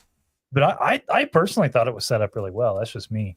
Yeah. I mean, I guess I don't know. I was kind of disappointed that it was already gone, that they're like, oh, we're already here and it's all here. And then it's like, oh, I did a scan, by the way, and they're not all here. I was kind of like, oh, okay. It's like Ozymandias. I did it 35 minutes ago. That's a very good point. What? Just shows what? It's in the Watchmen. Oh, okay. I was about to say, I was like, I don't know if you're referring to the actual mythological Ozymandias, or if you're talking about Breaking Bad, or if you're talking about Watchmen. Watchmen. Yeah, I did it 35 minutes ago. See, I thought you were saying like you're the smartest guy I know, but you're too stupid to see. He made up his mind 10 minutes ago. That's what I thought you were referencing. Well, Ozymandias in the room. What if you could spoil Watchmen for me, if you like, what is like that moment in the the whole thing is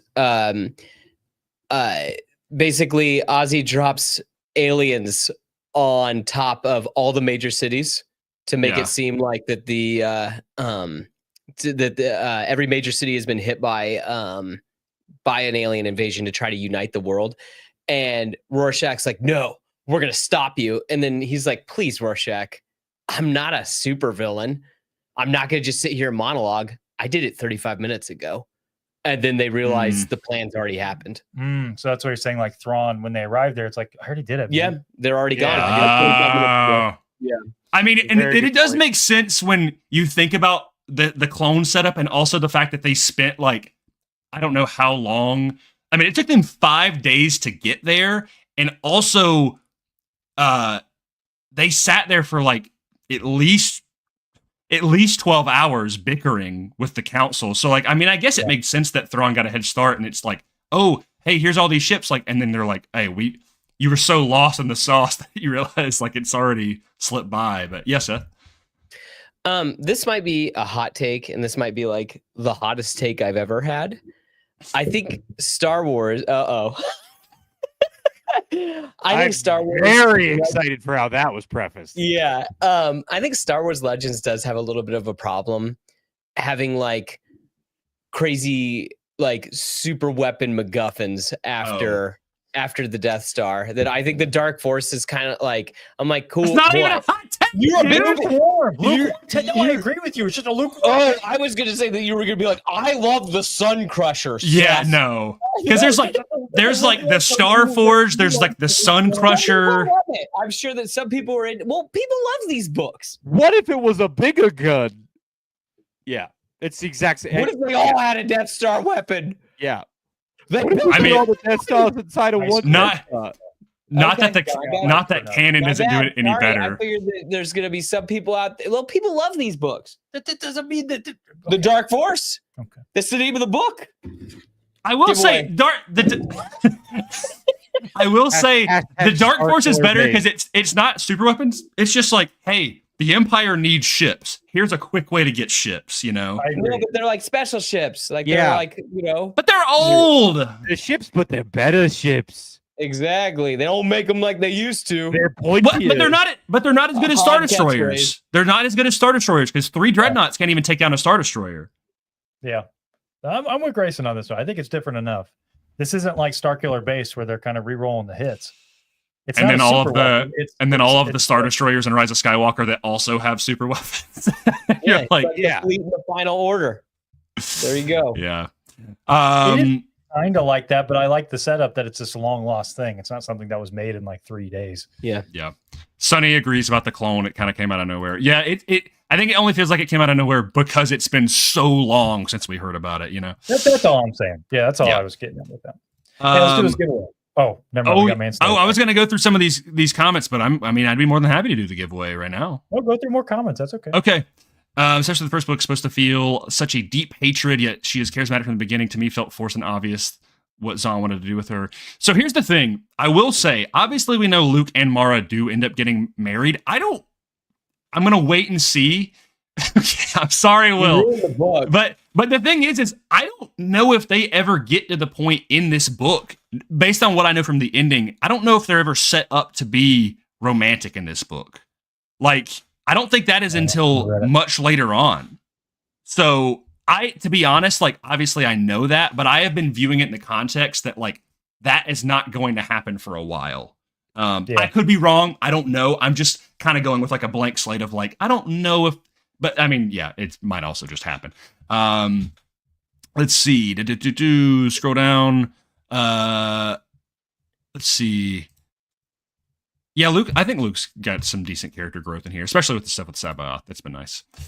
Let's see. Luke and Mara is too forced. Well, I mean, yeah. Like, I think if you're putting it in the context of George Lucas, like any relationship's gonna feel too forced because he never intended her to get married. But Will, cut me off, bro. That's why I rose my hand. You can interrupt me. It's okay. Oh, it's okay. Sorry. I didn't want to cut you off. What I was going to say was I understand the science is different or the force is different or whatever you want to refer to it as. But the thing that bothers me that Luke senses them and they're all the same person is if anybody was going to sense them and them all have their own personality, I feel like it would be Luke Skywalker. That's the only thing that bothered me. Like, wait, what do you mean? Like in the same way Connor brought up about Yoda of like, oh, they are all like, yeah, they have their own personality throughout the Force, but like they've all got a soul, if you want to call it that. Mm-hmm. They've all got their own Force ghosts, whatever. But for Luke Skywalker for him to be like, I know it's a different thing, but it feels weird that he doesn't see them all as different people, and rather he sees them all as one. There's four Graysons in here right now. You know what I mean? It's like, yeah. I mean, he never explicitly says what. He just says something feels off about them. He's never like, I know. It's never like red flags. You know, it's just kind of like, that's kind of weird. Yeah. Maybe when in the next book, if he talks about his feelings more, we'll see. Maybe he will. Let's see. Sonny says about the clones, I just assumed them being the same through the Force is something that was only canon to Legends. Yeah, I mean that's That's very possible. That's it kinda gets what I'm weird. feeling. It gets they're weird when you start basically thinking about like the Star Killer stuff and everything, but it doesn't really matter. That was years later. Let's see. Let's see. Yes, we are aware of this, but that's okay. That's why Seth hates it. Just kidding. Let's see. 3 out of 5 Empire, 4 out of 5 Dark Star. I think I have them both at 4, but for different. Oh, you have yours flipped? Yeah. Probably 3.5 for Dark Force. I really like it, but it doesn't have the high highs. Well, I don't know. There is some high highs, but I get you. That front half, there's some slower parts. So Yeah, it's definitely not bad. It's hard for me to judge these books individually because it's all one story. I mean, that's what our friend Tim told us when we should we do a Thrawn trilogy tier list when we're done with them? It's just 3 books. It's just 3 books. We got the whiteboard. Let's do it.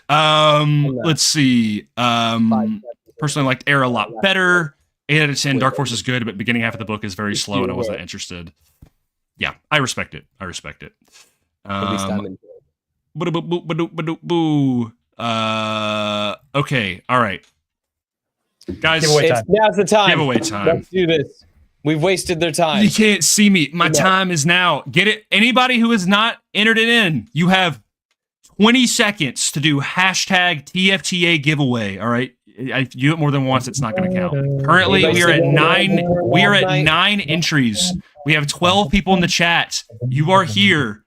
I know you haven't entered. You should just do it. You should do it right now. I'm going to do it in 5 seconds. Okay. In 5, 4, 3. Wait, should I share my screen? I'm going to share my screen. I'm not going to share. Should I share my screen, guys? Let's do it. What is this? What am I listening to right now? Will got tired of my humming. Oh no, I thought we actually wanted music. Okay, do it.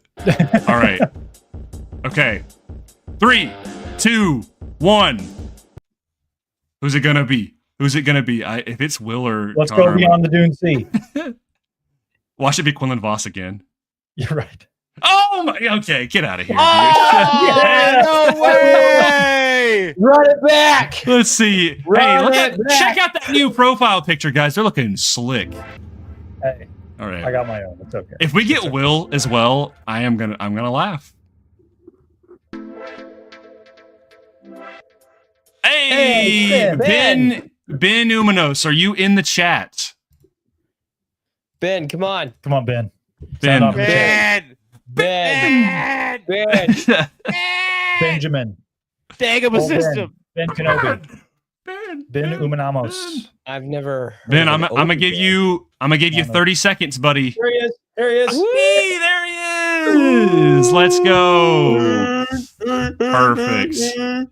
All right, reach out. All right, Ben. Yes, please. If you're not following, at the very least, my Instagram page, it's at Mortis FM. Follow, shoot me a DM, and we will get you squared away on your copy. Dark Force Rising. Guys, any final thoughts before we come back in approximately, if I'm not mistaken, 5 weeks for the last command? Roughly 5 weeks, I believe, for the last command. Weeks? We're doing it before Andor. We're doing both parts before Andor, and Andor is April 22nd. Because remember, we pushed this stream back a week? Yeah, but that's not 5 weeks away. What do you mean? Is 6 weeks? 6 weeks would put us like a week before Andor. We got 2 parts to Last Command. I know, but I'm talking about, isn't it, are we doing it, isn't it 6 weeks and then 2 weeks, or is it 4 weeks and 2 weeks? I can't remember. Let me double check. Let me pull up the date. All right. 42 days until Andor. Okay, yeah, it's so April 1st. That's like 2 weeks. 3 weeks. 3. Okay, I thought you were saying it was higher. Gotcha. Okay, cool. No, yes. I was like, it's way sooner. Okay, yes. April 1st, part 1 of Last Command. April 15th, part 2, and the finale of the Thrawn trilogy. Yeah, put it in your calendars, folks. I keep looking here because I'm so used to my camera being right here, and it bothers me that it's not, but it's right here. Up and away, web. Shazam. Yeah. Any final thoughts that we glanced over before we wrap up the stream? Excited about Last Command. What does that mean? Fun. Who is the Last Command? I am the command, and I am the last of my kind. You are merely the first command. I am the last command. Excited. What is hey, Connor, what's the 10th commandment in the Bible? That's what it actually is. Oh gosh, why are you throwing that at me right now? Okay, I thought because I can't remember them in the I order. think it's love your neighbor as yourself, because that's the 11th commandment, right? What if Luke is just like, you shall not covet your neighbor's house or anything that is your neighbor's. I was gonna say, love the Lord your God's number one, then love your neighbor as yourself, second one. No, what's the man? Why am I? This is horrible. Is it the Great Commission? What's the 11th commandment? I was gonna say it doesn't matter, but it does matter. But I'm hold on. It's okay. I didn't mean to put you on the spot. Thanks, bro. Grayson. Sorry, I just thought it would be timely. Hey Ben, look at your new book, buddy. Look at this. Look how beautiful the spread. Rave reviews. The 11th commandment is thou shalt not speak ill of any fellow Republican as used by Ronald Reagan in 1966. What? Yeah, it was part of his campaign. It's not like officially the 11th. There's a biblical passage. Right. Okay. You could anyway, known as the 11th. Anyway, that's a good book too. Go read that. It's pretty awesome. It's kind of the original book. That is going to do it for. Will, don't laugh at me. Don't laugh. Will just hates me this stream. I'm 5 chapters into Last Command, and I'm really enjoying it. Awesome. Good. There you go. Talk about that when the time comes. Yep. How many? Hey, Seth. But so we can get a chapter number. How many chapters are in Last Command? You know? I don't know. So I don't know. I don't have any idea. Someone pull it up. Hold on. Why would I know that? I just let it play. I've got it on my Kindle right here. Because I want to give everybody a specific number of chapters that we'll read in the first stream, because I guess that's kind of important, huh? If my Kindle. Yeah, it is, bro. Hold on. I've got it. Will's got the table of contents right there. Dang, where's Last Command at, dude? It's like deep here in the archives. Here we go. Come on, Will, you're holding the book. This book doesn't have a table of contents. No. This book is. It literally just goes right to chapter 1. Then go to the end. What's the last chapter? Okay, there's 29 chapters. Thank you. Goodness. They are just a lot longer than the previous book. So, yeah. Anyway, all right. So, first 15 chapters, be there April 1st. It's not a joke. I promise you. Good job, Will. Guys. Bye. See you next time. May the force be with you. Subscribe to everybody here. We love you all. And remember, if it's not in our records, archives, it does not exist. Go watch Attack of the Clones. Bye-bye.